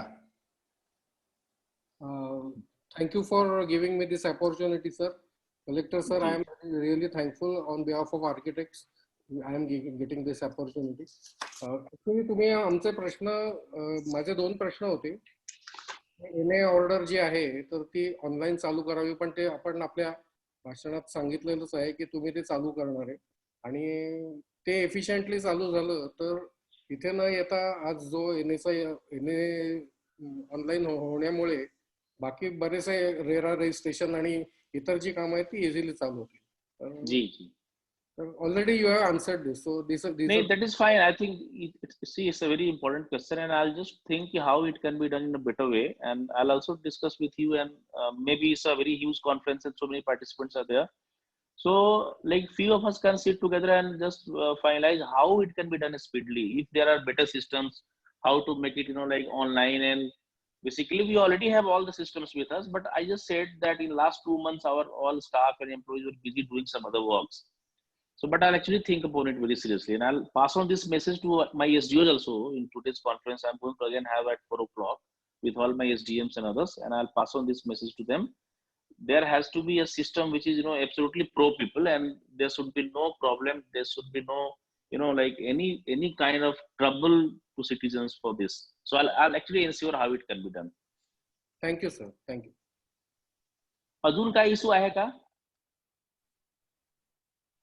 थोडासा मला जरा. हो सर, हो, म्हणूनच आम्ही थोडं कार्यक्रमात बदल करून तुमचेच प्रश्न पहिले घेतलेले आहेत. माननीय आर्किटेक्ट प्रसाद पवार सर, आपले काही कलेक्टर साहेबांच्या संदर्भात प्रश्न आहेत, ते आपण पटकन थोडक्यात विचारावा अशी मी. प्रसाद पवार. हो, कलेक्टर सर नमस्ते. जी नमस्ते. आपण, माझा प्रश्न असा होता की मायग्रेंट लेबरच्या येणं आणि जाणं, त्याचं उत्तर आपण बऱ्यापैकी दिलेलं. त्याला जोडून एक मला प्रश्न विचारायचा आपल्याला, छोटा प्रश्न आहे की आता काय होतं की सर लेबर इथून मायग्रेंट झाला, मोस्ट ऑफ द लेबर परत येत आहेत की नाही याची आम्हाला गॅरंटी राहिली नाही. तर आमचा सुझाव किंवा सरकार दरबारी असा काही आपला प्रयत्न चालू आहे का की लोकल लेबर थोडे ट्रेन क्रॅश कोर्स टाइप काही कोर्स करता येतील का? समजा काही झोपडपट्टीतली मुलं आहेत, असं काही करता येईल का लोकल लेवलला? आणि त्याला 1-2 महिन्याचं ट्रेनिंग, प्लंबर असेल, इलेक्ट्रिशियन असेल, तो कार्पेंटर असेल, असे छोटे छोटे काही क्रॅश कोर्स देऊन बेसिक नॉलेज देता आलं. त्यांचा कॉन्ट्रॅक्टर हा लोकल आहे सर बऱ्याच केसमध्ये, ठेकेदार लोकल आहे बऱ्याच केसमध्ये, पण लेबर बाहेरचे आहेत. तर असं काय आपल्या सरकार दरबारी विचार चालू? नाही, हा विचार नक्कीच चालू आहे. मला तर वाटतं की मुख्यमंत्री महोदयांनी सुद्धा तसेच गव्हर्नमेंटच्या जो आपले प्रतिनिधी आहेत सगळ्यांतर्फे हा विषय आलेला आहे. म्हणजे लोकल लोकांना कामावर आपण लावा, त्याचा सर्वात मोठा जो एक इम्पॅक्ट रिस्पॉन्स स्कीम ज्याला म्हणतो, की आज इम्पॅक्ट झालेला आहे की आज सगळे लेबर सोडून जात आहेत. तर आम्हाला, आणि इथे लेबर पण उपलब्ध आहेत, असं नाही आहे की नाहीये. कुठेतरी एक मेंटल ब्लॉक आहे किंवा आमचा अप्रोच काही कमी पडतो का, whether you are not able to reach out to them, किंवा we are not able to train them, we are not able to take them in our fold, हे सगळे प्रश्न आहे. आणि मला वाटते की आपल्याला स्किल्ड अनस्किल्ड 2 प्रकारचे लेबर आहे. तर अनस्किल्ड लेबरचा आपल्याला थोडासा जास्त विचार करावा लागेल. अनस्किल्ड लेबर आपल्यासाठी एक इश्यूज असणार आहे की स्किल्ड लेबर तर लोकल असेल किंवा बाहेरचे असेल, हे म्हणजे सर्वांना एक वेगळ्या प्रकारचे ट्रीटमेंट मिळतो किंवा त्यांचा एक इश्यूज वेगळे असते. पण अनस्किल्ड लेबर सुद्धा आपल्याला थोडासा इथे उपलब्ध आहे अशी माझी धारणा आहे. त्याच्यावर आम्ही थोडासा सर्वे करून लेबर डिपार्टमेंटच्या लोकांना इन्व्हॉल्व्ह करून इंडस्ट्रीचे किंवा आपले सर्वांच्या सहकार्याने आपण काहीतरी प्रोग्राम डिझाईन करू याच्यामध्ये एक. जी जी. So will actually do it. बिलकुल बिलकुल. मी बिलकुल तयार आहे. आपण मला सांगा की तुमचा काय सल्ला आहे त्याच्यावर किंवा कशा पद्धतीने जाऊ. Will do it immediately, will do it right away. जी जी जी, बिलकुल बिलकुल. तर मी आपल्याला. जी बोला बोला. मला असा प्रश्न होता माझा, काही साईट सुपरवायझर्स इंजिनियर्स आमचे बाहेर गेलेले आहेत, त्यांना पुण्यात यायला प्रॉब्लेम आहे. मेजर प्रॉब्लेम असा आहे की पुण्यात परत येताना परमिशनचं ह्याच्यात ते असं कुठे काही आहे तत्परता आणता येईल विदिन स्टेट और outside state? Sir within state मध्ये. विदिन स्टेट साठी immediately I will make a plan for it. मला थोडासा आपण जर यादी करून दिले तर त्या लोकांना आणण्याची व्यवस्था आपण नक्कीच करू. दॅट इज असं काय आमच्या बिल्डर्स करून ती यादी मागून घेता येईल. ते आपल्या हातात आहे आणि आम्हाला एकच समजा की एक सामूहिक स्वरूपाचे पास मी इश्यू करून देतो, काहीच प्रॉब्लेम नाही येणार. ते will resolve it. Right sir, thank you sir, thank you. Okay okay, धन्यवाद सर. एक शेवटचा प्रश्न आहे सर तुमच्यासाठी. आमच्या MBVA उपाध्यक्ष नंदूजी घाटे सर हा आपल्याला एक शेवटचा प्रश्न विचारतील. नंदूजी घाटे. नमस्ते सर. आपण आत्ताच सांगितलं की नमस्ते. आपण आत्ताच सांगितलं की आज मीटिंग घेणार आहे आणि तहसीलदारांना आणि बाकीच्यांना इंडस्ट्री चालू करण्यासंदर्भात ज्या गाईडलाईन्स देणार आहे त्याचं एक परिपत्रक काढावं, म्हणजे खाली तहसीलदारांनी यांना पण दाखवता येईल. आणि दुसरी गोष्ट अशी की कंपनीमध्ये काम करणारा जो माणूस असतो तो अनस्किल्ड लेबर कंपनीमध्ये राहू शकतो, पण स्किल्ड लेबर बाहेर जातो. स्किल्ड लेबर तिथं राहत नाही. तो सुपरवायझर असेल किंवा इतर कोण, तर त्या ग्रामपंचायतीची लोक ती परमिशन देत नाहीत बाहेरनं त्यांच्याकडे परत रिटर्न यायला. बरं, इंडस्ट्री जी असती ग्रामपंचायतीमध्ये नसती, पण ग्रामपंचायतीमधून जाणाऱ्या रस्त्यावरून पुढे ती इंडस्ट्री असती. आता परवा जी घटना घडली विशाखापट्टणमला, ते अनस्किल्ड लेबरनी वर्क केलं त्यामुळेच ती घटना घडली. तर असं घडू नये म्हणून जो स्किल्ड लेबर आहे त्याला काही परमिशन वगैरे पास देता येईल का तुमच्याकडे? नाही, बिलकुल. ग्रामीण भाग मध्ये असेल तर त्यांना पासची पण गरज नाही आहे. शहरी भाग मध्ये सुद्धा आपल्याला ते थोडासा डेडिकेटेड ट्रान्सपोर्टचा वापर करून कसे करता येईल ते पोलीस विभागाशी चर्चा करून ते करू. पण मला वाटते की आपला हा मुद्दा अतिशय योग्य आणि खूप बरोबर आहे. मी माझ्या लेखी आदेशमध्ये सुद्धा हा नमूद करतो. आजच मी त्याच्यावर गाईडलाईन्स तयार करून देतो. शेवटी कसं आहे की जर उद्योग चालवायचा असेल तर आम्हाला इतका 50 रेस्ट्रिक्शन्स घालून पण काही होणार नाही. म्हणजे एक बाजूला असं सांगतो की उद्योग सुरू करा, दुसऱ्या बाजूला प्रत्येकाला थांबवतो रोडवर, हे पण चालणार नाही. मला नक्कीच वाटते असं. तर त्यासाठीचे गाईडलाईन्स मी नक्कीच आजच इश्यू करतो उशिरापर्यंत, आज माझी मीटिंग झाल्यावर. धन्यवाद साहेब, धन्यवाद. ठीक आहे. Okay okay sir. सर तुमचं मनापासून खूप खूप धन्यवाद. एवढ्या शॉर्ट नोटीसवर आपण आम्हाला एवढं मोलाचं मार्गदर्शन. साहेब एक छोटासा प्रश्न आहे, एकदम ऑडियन्स मधला आहे, थोडा फास्ट घेतो.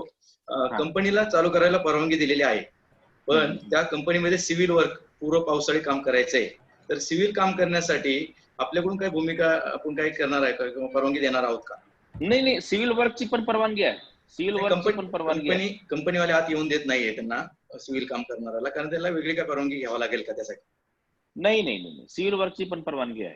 ते क्लॅरिफाय मी करतो जर आपल्याला पाहिजे तसं.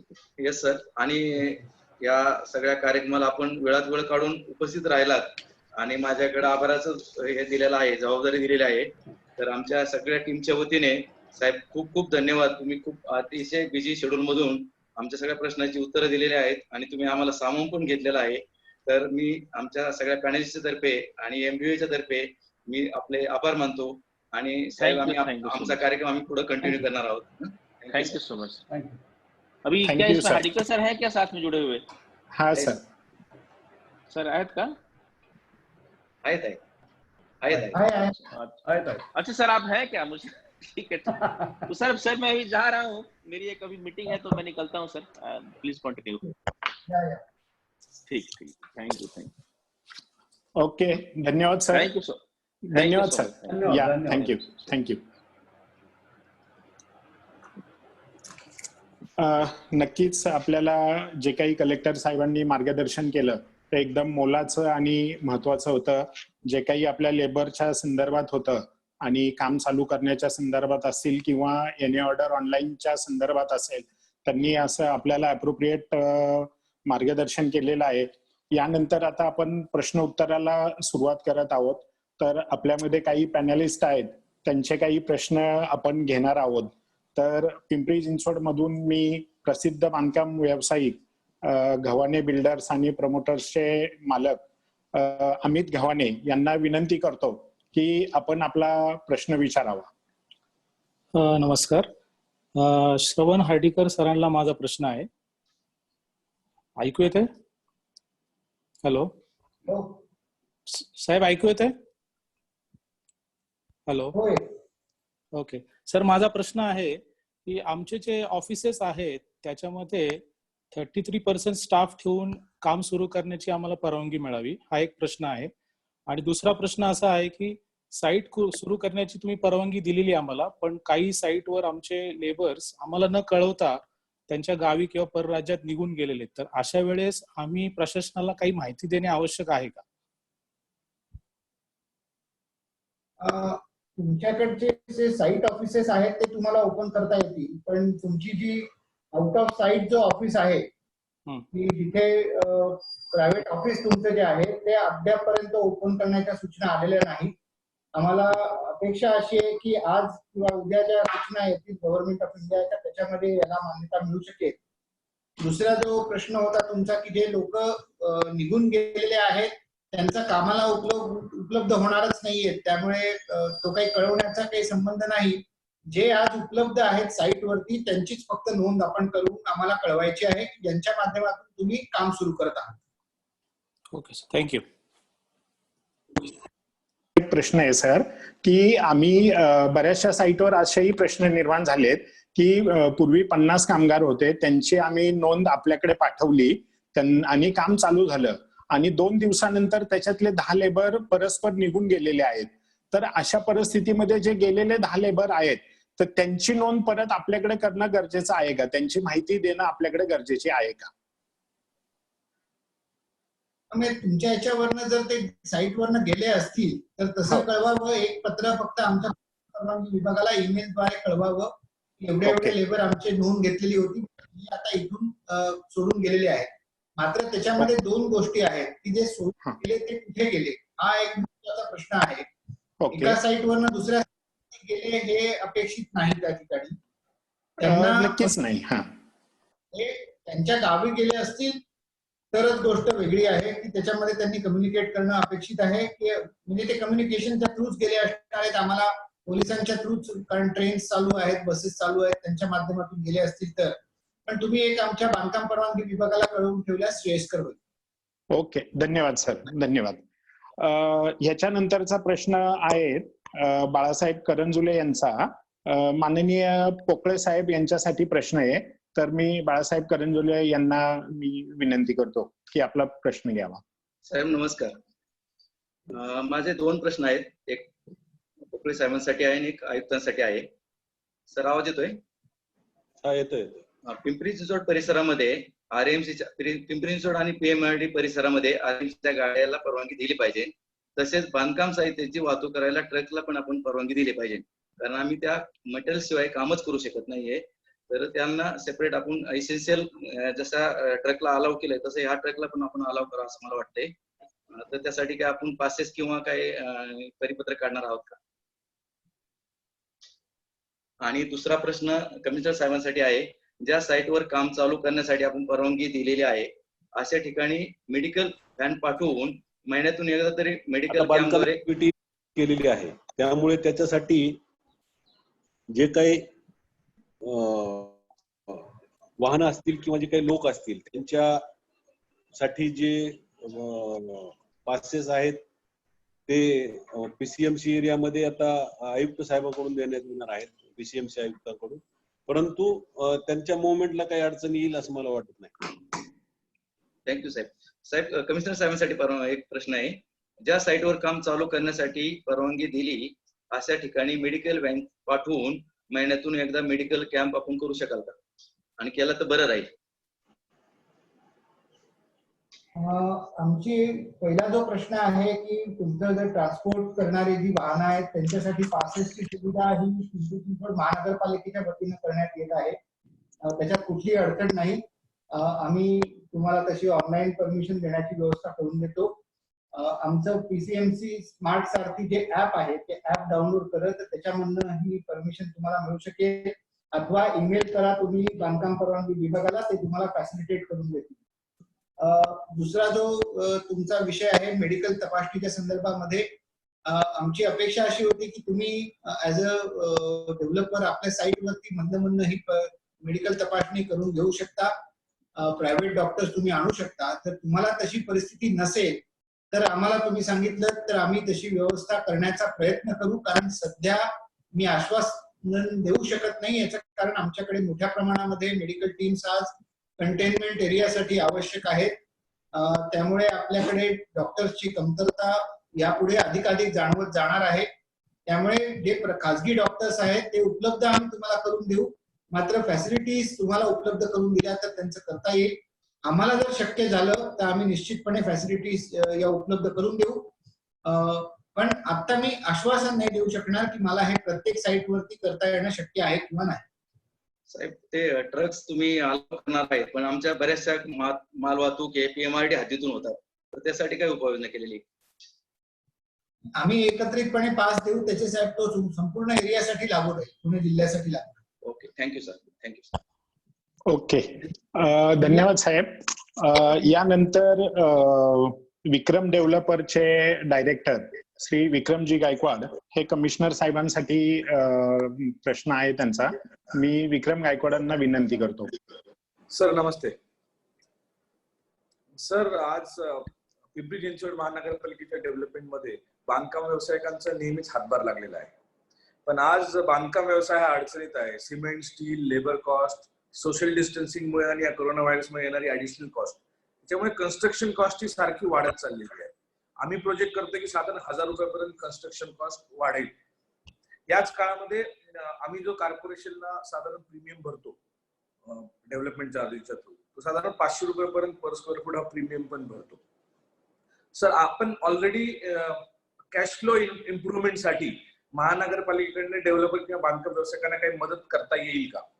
उदाहरणार्थ की जसे डेव्हलपमेंट चार्जेसला आपण टप्पे पाडून दिलेले आहेत, तरी त्याच्यावरती इंटरेस्ट कॉम्पोनंट हा खूप जास्ती आहे. तो इंटरेस्ट कॉम्पोनंट काय वे ऑफ करता येईल का काही पिरियडसाठी? किंवा फायर प्रीमियम चार्जेस जे आहेत ते पुणे महानगरपालिकेपेक्षा PCMC मध्ये खूप जास्ती आहे. त्याला फ्लॅट रेशो पद्धतीने ते आकारले जातात. किंवा EC मिळताना फायर प्रीमियम चार्जेस आधी भरावे लागतात. तर त्याबद्दल काही प्रोव्हिजनल आपल्याला फायर चलनासाठी प्रोव्हिजनल फायर एनओसी मिळू शकेल का? अशा कुठल्या पद्धतीने आम्हाला मदत करता येईल सर? आपले जे चार्जेस आहेत त्याच्यामध्ये ऑलरेडी बांधकाम व्यावसायिकांना आपण टप्पे पाडून दिलेले आहेत. त्याचा जो इंटरेस्ट रेट आहे तो देखील आपण ऍज पर द ऍक्ट नुसारच आपण त्याच्यामध्ये ठेवलेला आहे आणि जो प्रिव्हेलिंग इंटरेस्ट रेट आहे त्याच्यानुसार आपण तो ऍडजस्ट केलेला आहे. त्याच्यात काही सुधारणा करता येऊ शकते का याची पडताळणी आम्ही करून घेतो आणि त्याच्यानुसार निर्णय घेता येईल. फायर प्रीमियमच्या बाबतीमध्ये आपली वेळोवेळी चर्चा झालेली आहे. मात्र तो निर्णय शासन स्तरावर होणं अपेक्षित आहे. जर शासन स्तरावरती आपण पाठपुरावा केला तर आपल्याच मागणीनुसार शासन एकत्रितपणे सर्व कॉर्पोरेशनसाठी निर्णय घेतला गेलेला आहे. तो शासन स्तरावर परस्पर घेतला गेलेला निर्णय आहे. त्यामुळे त्याच्यामध्ये आपण शासनाकडे पाठपुरावा केला तर त्याचा फायदा निश्चितपणे होऊ शकेल. आमच्या लेवलला काही त्याच्यामध्ये निर्णय घेता येईल का याचं मात्र आम्ही आता इमिडिएटली निर्णय घेऊ शकतो नाही, कारण हा लॉकडाऊन पिरियडचा फक्त पहिला महिना झालेला आहे. दुसऱ्या महिन्यामध्ये आपण आता आहोत. एकूण इम्पॅक्ट इकॉनॉमीवरती कसा होतो, त्याच्यानी बांधकाम व्यवसाय आणि क्षेत्रावरती कसा इम्पॅक्ट होतो याचा एकत्रित after first quarter able to take some decision. Okay sir, thank you sir. Okay sir, धन्यवाद सर. माननीय कमिशनर साहेब, बरेचशा छोटे बांधकाम व्यावसायिक आहेत तर त्यांचे काही प्रश्न आहेत. तर त्यांचे एक साधारणतः असं आहे की जे काही आपण लेबर वेलफेअर फंड म्हणून 1% डेव्हलपमेंट चार्जेस बरोबर देतो, तर त्या लेबर वेलफेअर फंडाच्या बरोबरीने जे काही साईटवर आम्ही प्रिकॉशन घेत आहोत लेबरची आणि कोविड पासून वाचवण्याचा प्रयत्न करत असतो, तर त्या फंडाचा काही इथे आमच्या साईटवर वापर करता येईल का, असं हा आमच्या बांधकाम व्यावसायिकांचा एक पहिला प्रश्न आहे. आणि दुसरा प्रश्न असा आहे की समजा पिंपळे गुरवमध्ये मी माझी साईट चालू करायला तुम्ही परवानगी दिलेली आहे, पण नंतरच्या काळामध्ये पिंपळे गुरव हा कंटेनमेंट झोन मध्ये आला, तर मग माझी साईट परत बंद होणार का माझ्या साईटसाठी परवानगी चालू राहील? ह्या दोन प्रश्नांचे उत्तर माननीय कमिशनर साहेबांकडून अपेक्षित आहे.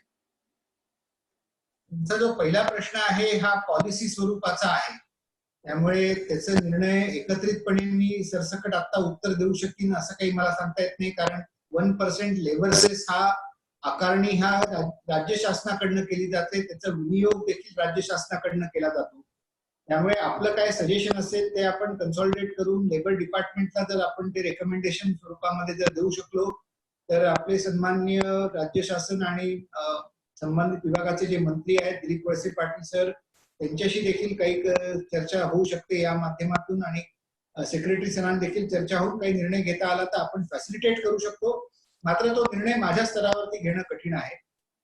दुसरा जो प्रश्न आहे तुमचा की साईट ज्या ठिकाणी काम चालू आहे तो जर कंटेनमेंट झोन मध्ये आला तर आपल्याला मात्र ते काम बंद ठेवायला लागतं. कंटेनमेंट झोनचा अर्थ हा त्या भागामध्ये प्रादुर्भाव झालेला असल्याने आपल्याला त्या ठिकाणी केसेस वाढू नये याकरिता जी काही आपल्याला अंमलबजावणी करायची त्याकरिता तो निर्णय असतो. मात्र आता यापुढे कंटेनमेंट क्षेत्र घोषित करण्यासाठी आम्ही मायक्रो कंटेनमेंट क्षेत्र घोषित करण्यावर भर देतो आहोत. सरसकट संपूर्ण 500 मीटरचा परिसर, 1 किलोमीटरचा परिसर क्लोज करण्याच्या ऐवजी जे क्षेत्र अंमलबजावणी करण्यासारखं आहे आणि ज्या भागामध्ये प्रादुर्भाव जास्त वेगानं होऊ शकतो त्याचाच आयडेंटिफिकेशन करून एवढाच क्षेत्र कंटेनमेंट झोन मध्ये घेण्याचा आमचा प्रयत्न राहणार आहे. शक्यतो कुठल्याही नवीन साईट की ज्या ठिकाणी प्रादुर्भाव होण्याची शक्यता नसेल तर त्याचा समावेश उगाचच कंटेनमेंट क्षेत्रामध्ये करण्यात येणार नाही याची दक्षता आमच्याकडनं घेतली जाईल. ओके, धन्यवाद सर. यानंतरचा जो प्रश्न आहे तो आहे माननीय जी ए भिलारे साहेब, की जे गेली 35 वर्षापासून RCC कन्सल्टंट म्हणून काम करत आहेत पुणे आणि पिंपरी चिंचवड परिसरामध्ये. त्यांचा प्रश्न माननीय आयुक्त पिंपरी चिंचवड महानगरपालिका आणि माननीय आयुक्त पोलीस कमिशनर यांच्यासाठी आहे. मी भिलारे साहेबांना विनंती करतो की आपण आपला प्रश्न विचारू. नमस्कार साहेब. हॅलो, विचारा प्रश्न.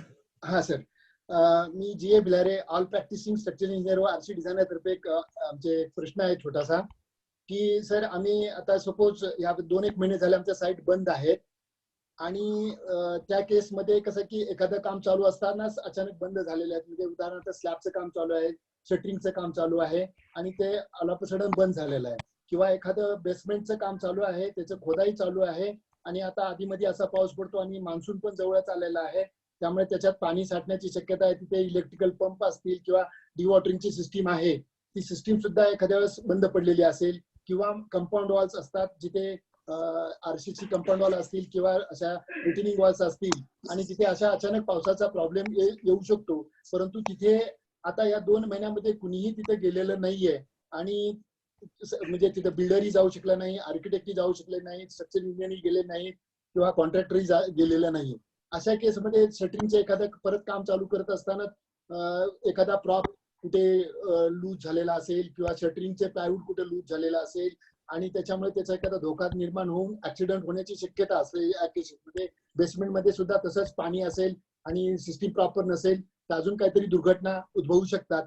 त्या केसमध्ये आतापर्यंत असं आम्हाला निदर्शनास आलेलं आहे की एखादी दुर्घटना घडली तर ते इमिजिएट त्याच्यावरती पोलीस केस, मग बिल्डर, त्याच्यामध्ये जेवढी जे टीम आहे, builder, architect, structural engineer, site engineers, या सगळ्यांवर इमिजिएट कारवाई केली जाते. परंतु ह्या आताच्या सिच्युएशन मध्ये ती परिस्थिती बघून एखादं पॅनल नेमून आणि मग त्याच्यावरची पुढील कारवाई करावी असं सर्वांच्या मते मला एक वाटतं. आणि त्याच्याच सोबत एक दुसरा जोडून असा प्रश्न आहे की आता आपण म्हटलं की कंटेनमेंट झोन मध्ये माझं सपोज एखादं काम चालू आहे, पहिलं चालू होतं याच्या अगोदर, लॉकडाऊनच्या अगोदर, आणि आता हे असेच प्री मान्सूनच्या कंडिशन्स मध्ये मला तिथले काय काय प्रिकॉशन्स माझ्या स्ट्रक्चरच्या बाबत असेल किंवा एखादं माझ्या गावठांमध्ये काम चालू असेल, बाजूच्या स्ट्रक्चरचं सुद्धा त्याला धोका निर्माण होईल, अशा केसेस मला जाऊन तिथं पडताळणी करावी लागेल, त्याला प्रिकॉशनरी मेजर्स घ्यावे लागतील. तर त्यासाठी आपण काय याच्यात मार्गदर्शन करू शकाल का सर?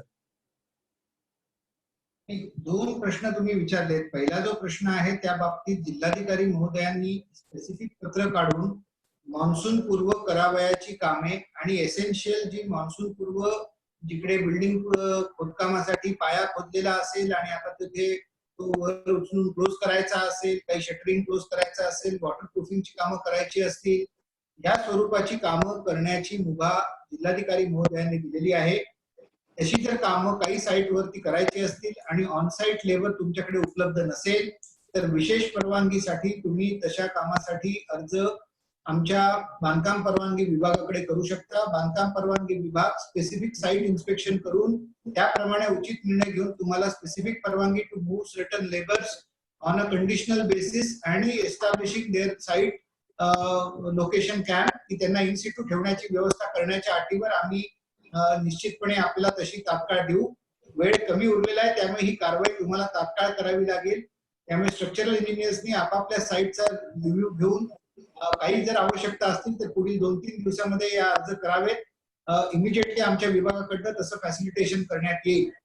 दुसरा जो तुमचा प्रश्न आहे तो म्हणजे कंटेनमेंट झोन मध्ये आम्ही मगाशी म्हटलं तसं I will try to avoid the unnecessary expansion of containment zone to cover the existing sites. Site मध्ये जर काम सुरू असेल तर मग कंटेनमेंट झोन त्या ठिकाणी आणण्याचा आम्ही शक्यतो प्रयत्न करू की येणार नाही. पण जर काही कारणास्तव कंटेनमेंट झोन जर आला तर you will have to stop the work temporarily because your labourers and yourself are at risk of contamination of getting the virus infection. त्यामुळे आपल्याला तिथे एकदा पडताळणी करावी लागते. एक तपासणी करून आपल्याला भविष्यातील त्याच्या कंटेनमेंट झोन मधून वगळायचं किंवा नाही हा निर्णय घ्यावा लागतो. स्क्रीनिंगची जी प्रोसिजर गव्हर्नमेंटनी घालून दिलेली आहे ती आम्हाला अंमलबजावणी करावी लागते. ILI चेक करावा लागतो. काही लक्षणं आहेत का ती तपासावी लागतात. हाय रिस्क केसेस आम्हाला आयडेंटिफाय कराव्या लागतात. तर ही प्रक्रिया करण्यासाठी जो काही साधारणतः वेळ लागेल तेवढा तर आपल्याला बेअर करावं लागेल. शक्यतो आम्ही अशी साईट अगदीच रिस्की असल्याशिवाय आम्ही कंटेनमेंट क्षेत्रामध्ये न घेण्याचा प्रयत्न जास्तीत जास्त करू. धन्यवाद सर. ओके, धन्यवाद साहेब. यानंतर पिंपरी चिंचवड मधील प्रसिद्ध उद्योजक विनोद चांदवानी GK डेव्हलपर्सचे प्रमोटर्स अँड बिल्डर्स हे माननीय पोलीस कमिशनर पोकळे साहेबांसाठी प्रश्न आहे. तर विनोद शेटला मी विनंती करतो की आपण पोकळे साहेबांना प्रश्न विचारावा. पोकळे साहेब नमस्कार. माझा प्रश्न आहे की आता आम्ही प्री मॉन्सून वर्क्स जी काही साइटीवर after obtaining all the permissions from corporation आम्ही घेतलेली असताना आम्ही तिथं साईटवर सगळी काळजी घेतो. Just like hand wash basin, sanitisers, mask, temperature guns, hand gloves, सगळी व्यवस्था असताना सगळी काळजी घेत असताना आमची जी कन्स्ट्रक्शन ऍक्टिव्हिटीज आहेत these are more than 50% manual work. ते मशिनरी वर्कवर थोडीशी अवलंबून कमी आहे. नो डाऊट आजकाल टेक्नॉलॉजीच्या काळात आम्ही जास्तीत जास्त मशिनरी वापरण्याचा प्रयत्न करत आहोत, पण मॅन्युअल वर्क थोडंसं जास्त आहे. त्याच्यात सुद्धा स्किल्ड आणि अनस्किल्ड लेबर्स तिथे लावलेले असतात साईटवर. ही सगळी काळजी घेत असताना समजा एखादा इन्सिडेंट झाला ड्यू टू दॅट आम्हाला असा एक केस मिळाला की बाबा या लेबरला कोरोना झालाय. नो डाऊट आम्ही काम चालू करायच्या आधी सगळ्या प्रायव्हेट डॉक्टर्सला तिथं बोलून त्याचे फोटो काढून रेकॉर्ड ठेवलेले की सगळ्या लेबर चेक केलेले, तो सर्टिफिकेट आम्ही पालिकेला दिलेले, तरच आम्हाला पालिकांनी सर्टन परमिशन दिलेली टू स्टार्ट द वर्क. समजा एखादा केस झाला इन्सिडेंट तर त्याच्यावर क्रिमिनल इफेन्स म्हणजे तो नोंद करता येणार नाही असं थोडीशी तुम्ही जर आम्हाला सहयोग दिलं की बाबा तुम्ही म्हणलं की employer is the main responsible person, तर एम्प्लॉयरनी सगळी काळजी घेतलेली आहे पण 3-4 साईट आहे, फुल टाइम तरी एम्प्लॉयर एका साईटवर उभा राहू शकत नाही. तर त्याच्यावर थोडंसं मार्गदर्शन केलं तर बरं होईल. थँक्यू.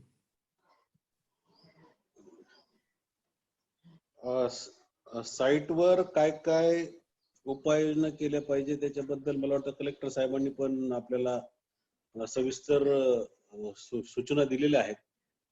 तर त्या ठिकाणी जेव्हा तुम्ही ह्या सर्व उपाययोजना करणार, त्यांना मास्क देणार, सॅनिटायझर देणार, त्यांना हँड ग्लोव्ह देणार किंवा बाकीची जी काही हात धुण्याची व्यवस्था आहे हे सगळं करणार, सोशल डिस्टन्सिंग पाळणार, सर्व सूचना पाळून जरी एखाद्याला जर त्याची बाधा झाली तर त्याच्यात तुमचा रोल एक हेड ऑफ द ऑर्गनायझेशन म्हणून येणार नाही, कारण तुम्ही जी काही उपाययोजना करायची होती ती केलेली आहे.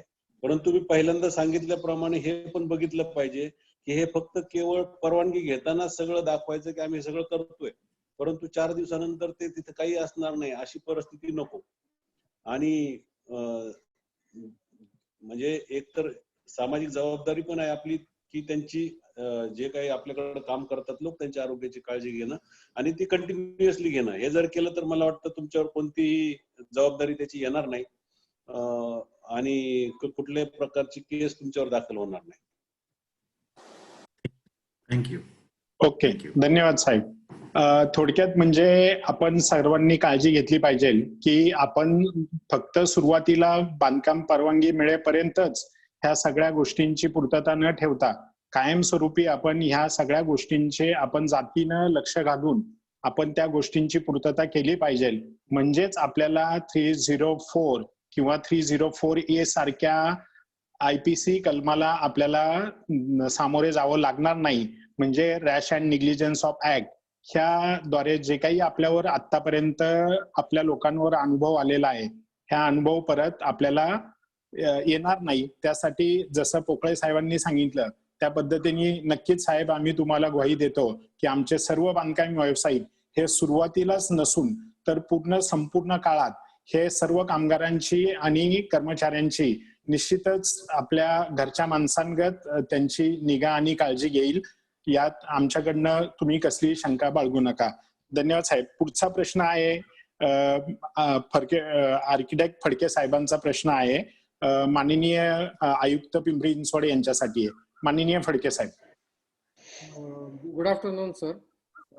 मगाशीच आपण सांगितलं की ऑनलाईन सँक्शनिंग आणि बाकीच्या काही प्रोसिजर्स आहेत तर त्या आधीच आपण चांगल्या रीतीनं त्या चालू ठेवलेल्या आहेत आणि त्याचं आपल्याला यश पण मिळतंय.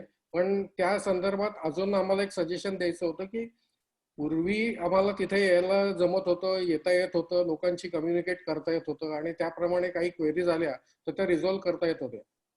परंतु आता सोशल डिस्टन्सिंग आणि कम्प्लीट ऑनलाईन करण्याची गरज आहे. तर या संदर्भात MIDC मध्ये आणि आपल्याकडे सेम एजन्सी काम करते. तर तिथे असं एकंदर लक्षात आलेलं आहे की तिथे कोणाला विशेष जायला लागत नाही. जे काही ड्रॉइंग असतात ते ऑटोकॅड स्वरूपातले नगरपालिकेला म्हणजे MIDCला दिल्यानंतर तिथे ती जी एजन्सी आहे तीच ते रन करणं, त्याचं PDF तयार करणं आणि मग ती PDF हँडओव्हर करणं करते. त्यामुळे सोशल डिस्टन्सिंग ऑटोमॅटिकली तिथे रिझॉल्व्ह होतंय आणि तीच सेम पद्धत आपल्या PCMC मध्ये पण राबवावी. त्याच्यामुळे बरेचसे हे तिथे येण्याचे जे आपल्याला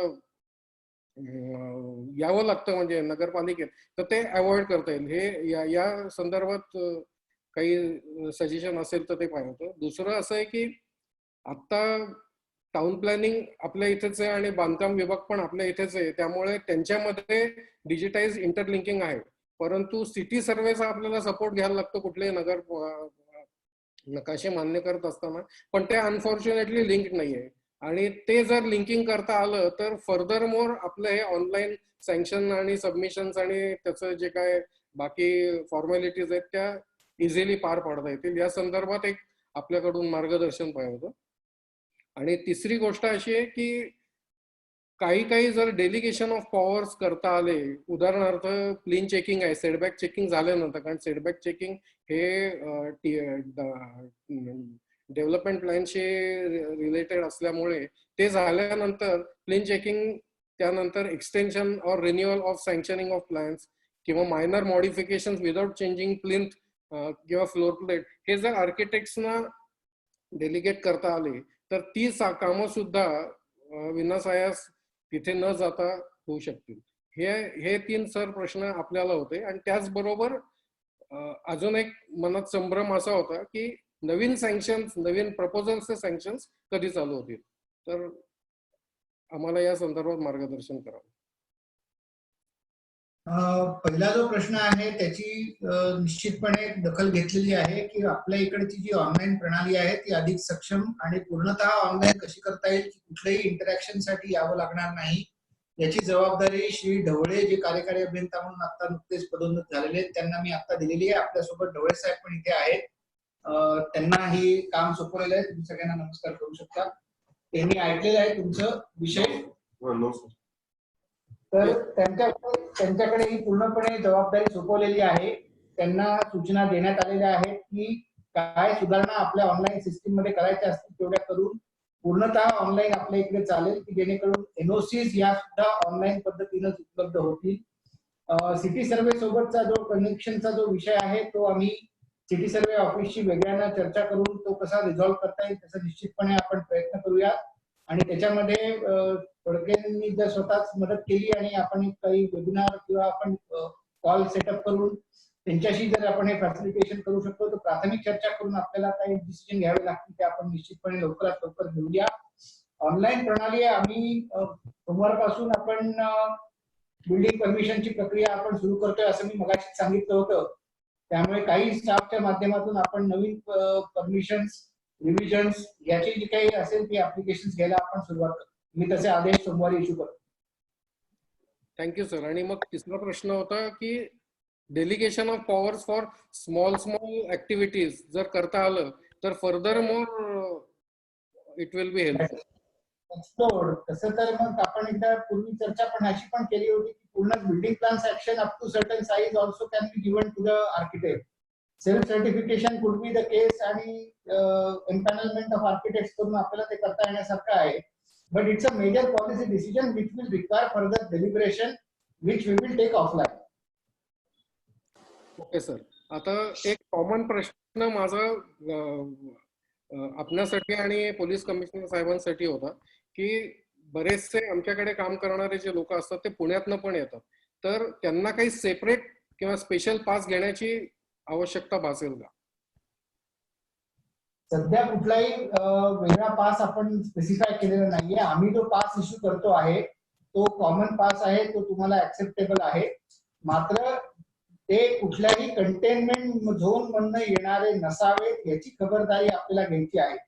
पुण्यामधले ऍड्रेसेस आपण व्हेरीफाय करू शकतो.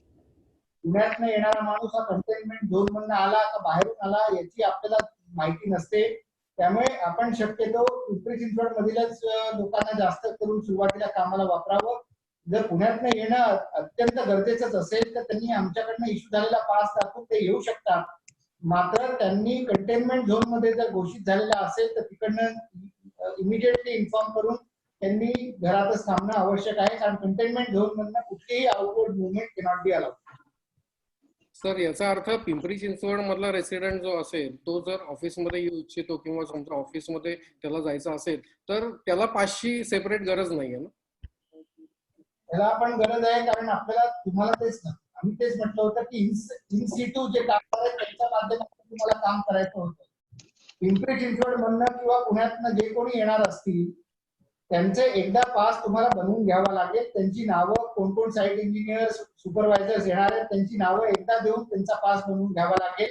त्याच्यासाठी पीसीएमसी स्मार्ट सारखी ऍप डाउनलोड करा, ऑनलाईन अप्लाय करा, ई पास तुम्हाला उपलब्ध होईल. या व्यतिरिक्त टू व्हीलर वर सिंगल ट्रान्सपोर्ट करत असेल तर ते पिंपरी चिंचवड मध्ये किंवा पुण्यातनं त्यांना येता येईल का ऑफिसला? तुमच्या सेक्टरसाठी ते अलाउड आहे. Single transport of person on a two wheeler is allowed for your construction sector. Okay. ती फक्त इंडस्ट्री वरती घालण्यात आलेली आहे. तुमच्यासाठी परमिशन देताना फक्त इन सिटू लेबररला परमिशन होती. ही जी परमिशन तुम्ही जी म्हणताय ती फक्त स्पेसिफिक इन्चार्ज लोकांसाठी आहे. एक दोनच साईट इन्चार्ज असतील, एक दोनच सुपरवायझर असतील. वी आर नॉट अँटिसिपेटिंग की तुम्ही 100 लोकांना बाईक वरनं घेऊन यायला सुरुवात कराल.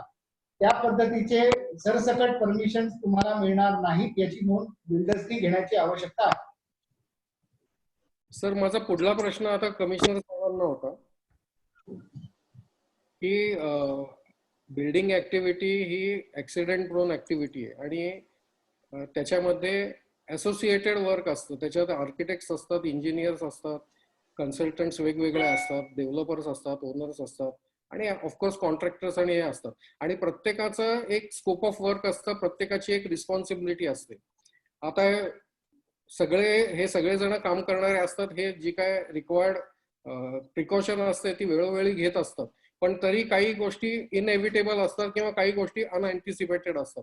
अशा वेळेला समजा एखादी घटना घडली तर आजपर्यंतचा अनुभव असा आहे की सगळ्यांनाच इक्वली जबाबदार ठरवलं जातं.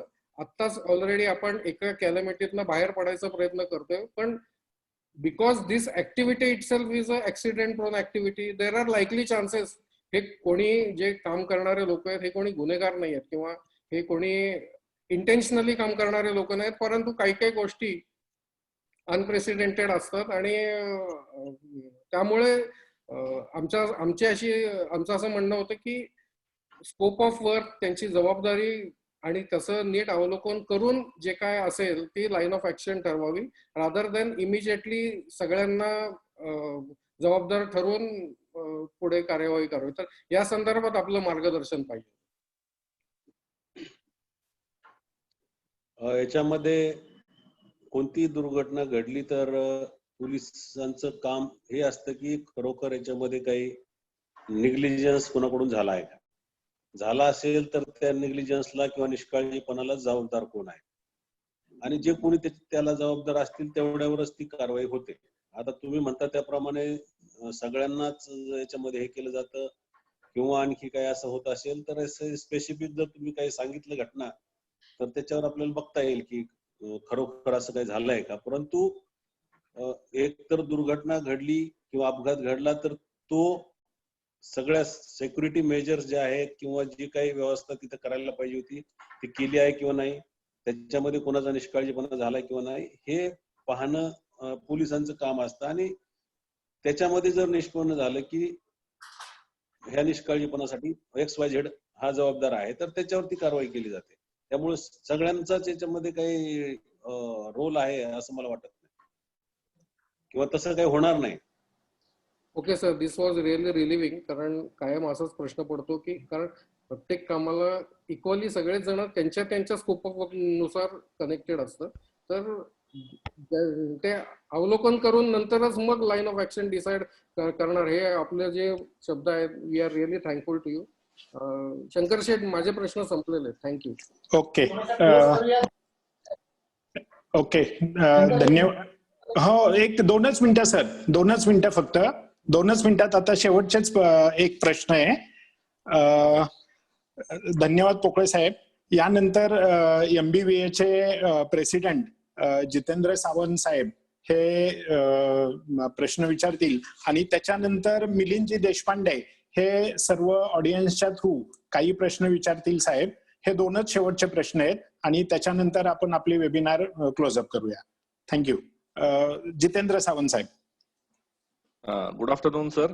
माझी प्रश्नापेक्षा अशी रिक्वेस्ट होती की आता 17 तारखेला उद्या ज्या नवीन सूचना येतील त्याच्यानंतर जी येणारी सर्क्युलर्स आहेत तर ती सुटसुटीत स्वरूपाची असावीत. म्हणजे आतापर्यंतची होतीच तशी की ज्याच्यातनं मिनिमम व्यावसायिकांचं कन्फ्युजन होईल आणि कुठं कुणाला शंकेला काही उत्तर द्यायला लागणार अशा स्वरूपाची जर आपल्याला पोलीसची असतील आपली असतील अशी जर एकत्रितरित्या निघाली ना तर आमच्या दृष्टीने अतिशय छान चांगलं एक कार्यक्रम होईल आणि त्यामुळे कन्फ्युजन आम्हाला होणार नाही. म्हणजे लोकही आमच्याकडे शंका विचारणार नाहीत जेणेकरून आम्ही तुम्हाला जास्त शंका विचारायला प्रवृत्त होणार नाही. धन्यवाद सर. हॅलो. नोटेड. हा, थँक्यू सर.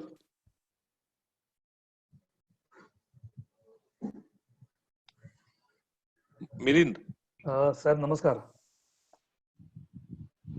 एक सावंत साहेबांसारखीच एक सूचना अनेक लोकांच्याकडनं ऑडियन्स मध्ये येते की आपल्याकडे PCMC मध्ये आता काम चालू करण्याकरता ऑनलाईन सिस्टीम आपण चालू केली, त्याच्याद्वारे आपल्याला अर्ज करावा लागतो, काही अंडरटेकिंग काही डॉक्युमेंट सबमिट करायला लागतात आणि त्याच्यानंतर आपल्याला परमिशन मिळते आणि मग साईट चालू करता येते. पण वेरेज पुणे कॉर्पोरेशन मध्ये आणि PMRD मध्ये अशी स्वतंत्र कुठली परमिशन देण्याची पद्धत नाहीये. त्या आयुक्तांनी जाहीर केले की तुम्ही जे काही शासनाचे गाईडलाईन्स आहेत किंवा कलेक्टर साहेबांनी ज्या डायरेक्टिव्ह दिलेले आहेत त्यानुसार तुम्ही थेट काम चालू करू शकता.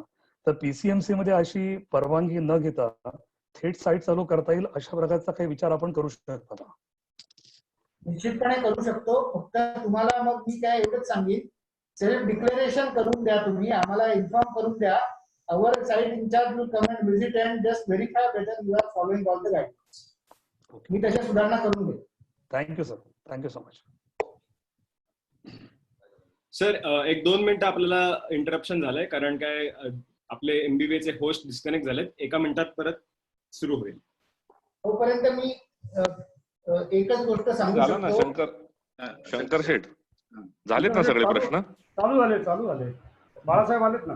हो साहेब, आता माझ्याकडे आभाराचं जरा काम दिलेलं आहे. मी बाळासाहेब करंजोले बोलतोय. तर आमच्या बोला सर, बोला. आभाराच्या एक गोष्ट सांगायची आहे की आपल्या इकडचे लेबरर्स आता परत जायला निघालेले आहेत. बऱ्याच जणांची इच्छा की त्यांनी आपापल्या गावात आपापल्या घरी परत जावं. मला असं वाटतं की त्यांचा आपल्याला रोखण्यासाठी आपल्याला कुठं तरी एक हातभार लावायला लागेल. याच्या मागे 2 महत्वाचे चॅलेंजेस मला भविष्यासाठी दिसतात. एक जनरल प्लॅटफॉर्म म्हणून तुमच्या समोर बोलतो आहे. पहिला जो महत्वाचा मुद्दा आहे, कोरोना आपल्यासोबत कायमस्वरूपी राहील असं दिसतंय. कायमस्वरूपी म्हणजे जोपर्यंत वॅक्सिन येत नाही किंवा तोड येत नाही त्याच्यावरती तोपर्यंत. आणि कदाचित हा काळ जास्त राहू शकला तर आपल्याला सांगता येणार नाही. त्यामुळे आपल्या दैनिक आयुष्यामध्ये बरेच बदल घडणार आहेत. आणि त्याच्यामध्ये जे महत्वाचे बदल आपल्याला मला जे इमिडिएटली दिसत आहेत ते म्हणजे first thing for all developers is living conditions of laborers who are coming on contract basis or temporary basis. आपले जे labour camps are not livable in whatsoever terms. हे कसे लिव्हेबल करता येतील याच्यासाठी कुठेतरी आपल्याला एकत्रितपणे विचार करण्याची आवश्यकता आहे. मध्ये आमचा एक विचार असा झालेला होता की ज्याच्यावरती थोडस ही आता वेळ आलेली आहे, ही संधी आहे की आपण एकत्रितपणे कुठेतरी त्याच्यावर काम करण्याची गरज आहे. लेबर सेसमधनं जे तुम्ही पैसे गोळा केलेले आहेत त्याच्यामध्ये मोठ्या प्रमाणात निधी आज शासनाकडे उपलब्ध आहे. कुठेतरी आपण कॉन्ट्रॅक्ट लेबरर्स जे परराज्यातून येतात त्यांच्यासाठी टेम्पररी शेल्टर्स आपण परमनंट स्वरूपाचे बांधून घेऊ शकतो का?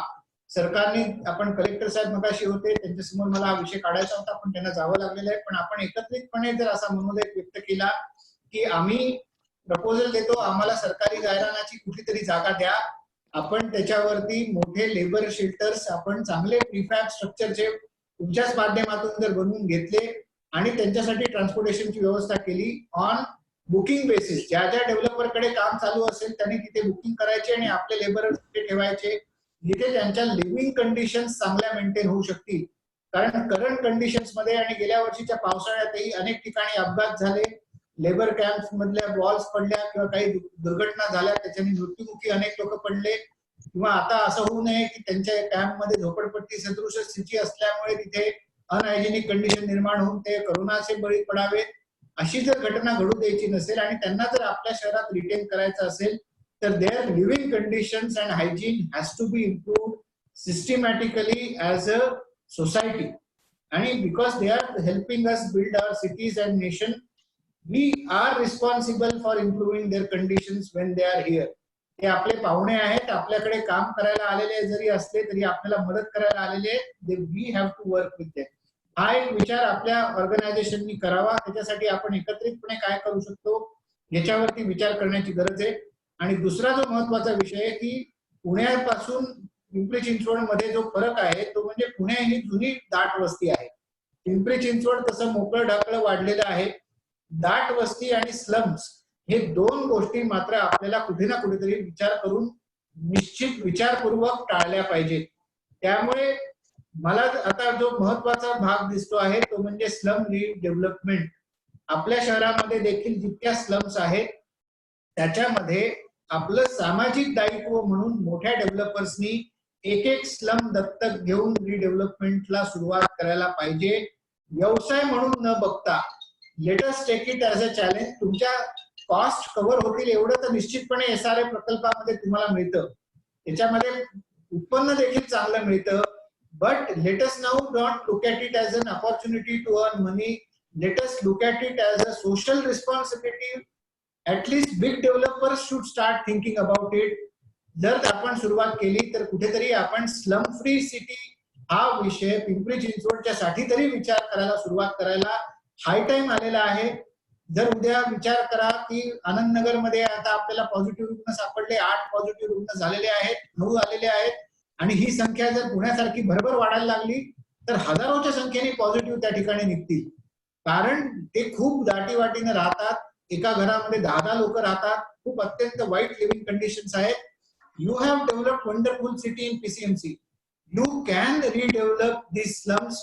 मला चांगला विश्वास आहे की आपण त्याच्यामध्ये एकत्रित काम केलं तर या दोन्ही प्रश्नांवरती निरंतर सोल्युशन देऊ शकतो आणि एक आदर्श अख्ख्या देशाला घडवून देऊ शकतो की Pimpri Chinchwad thinks differently, Pimpri Chinchwad thinks ahead of its time, and we can create a world model for our country which can be replicated by everybody. माझा विश्वास आहे की तुम्ही याच्यावरती ऍज अन ऑर्गनायझेशन विचार करू शकाल.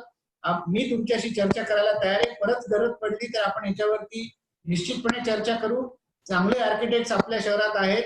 थोडा विचार आपण वेगळ्यानं करण्याची गरज आहे, एवढंच माझं मत आहे. आजचा वेबिनार आयोजित केल्याबद्दल पहिल्या प्रथम माझ्या वतीनं, महानगरपालिकेच्या वतीनं आपले आभार मानतो. धन्यवाद. साहेब, नक्कीच तुम्ही दिलेल्या सूचना आम्ही नक्की 100% पाळू. आपण एकाला हाताला हात धरून या कोरोनाला बाहेर तर काढूच आणि आपण एकत्र येऊ. आणि तुम्ही आम्हाला वेळात वेळ काढून खूप मोठी संधी दिली. आम्हाला आपल्या घरच्या सारखं समजलंय आणि स्पेशली साहेब तुम्ही एवढा वेळ आमच्यासाठी एवढ्या बिझी शेड्यूल मधून दिलाय. तर तसेच आपले आयुक्त साहेब आणि कलेक्टर साहेब, तसेच पोकळे साहेब आणि ढवळे साहेबांना पण तुम्ही पुढे घेतलं आणि आपल्या सगळ्यांना एकत्र मिळून काम करायची संधी तयार करून दिलेली आहे. आमच्या सगळ्या प्रश्नांची उत्तरं तुम्ही दिलेली आहेत आणि यापुढे जरी काही प्रश्न राहिले असेल तर आपण द्याल अशी अपेक्षा ऑडियन्सच्या वतीने करतो. तसेच सगळे ऑडियन्स आपल्याला आपल्या 300च्या पुढे ऑडियन्स आलेले आहेत साहेब. त्याच्यामध्ये आपल्या ऑडियन्स पैकी पत्रकार बंधू पण आहेत, सगळे एमबीएचे पदाधिकारी आहेत. या सर्व या वेबिनारचे जे कार्यक्रम घडून आणलेला आहे तसे शंकर शेठ जगताप यांनी खूप जास्त मेहनत घेतलेली आहे आणि आपले आर्किटेक्ट साहेब, आरसीसी डिझायनर साहेब, या सगळ्या क्षेत्रातील लोक या कार्यक्रमाला उपस्थित राहिले. या सगळ्यांना आमच्या एमबीएच्या टीम कडून मनापासून धन्यवाद आणि सर नक्कीच आपण तुमच्या बरोबर जोडलं जाऊ असे सगळ्यांच्या वतीने मी तुम्हाला आश्वासन देतो आणि कार्यक्रम संपला असं जाहीर करतो. Thank you sir. नमस्कार.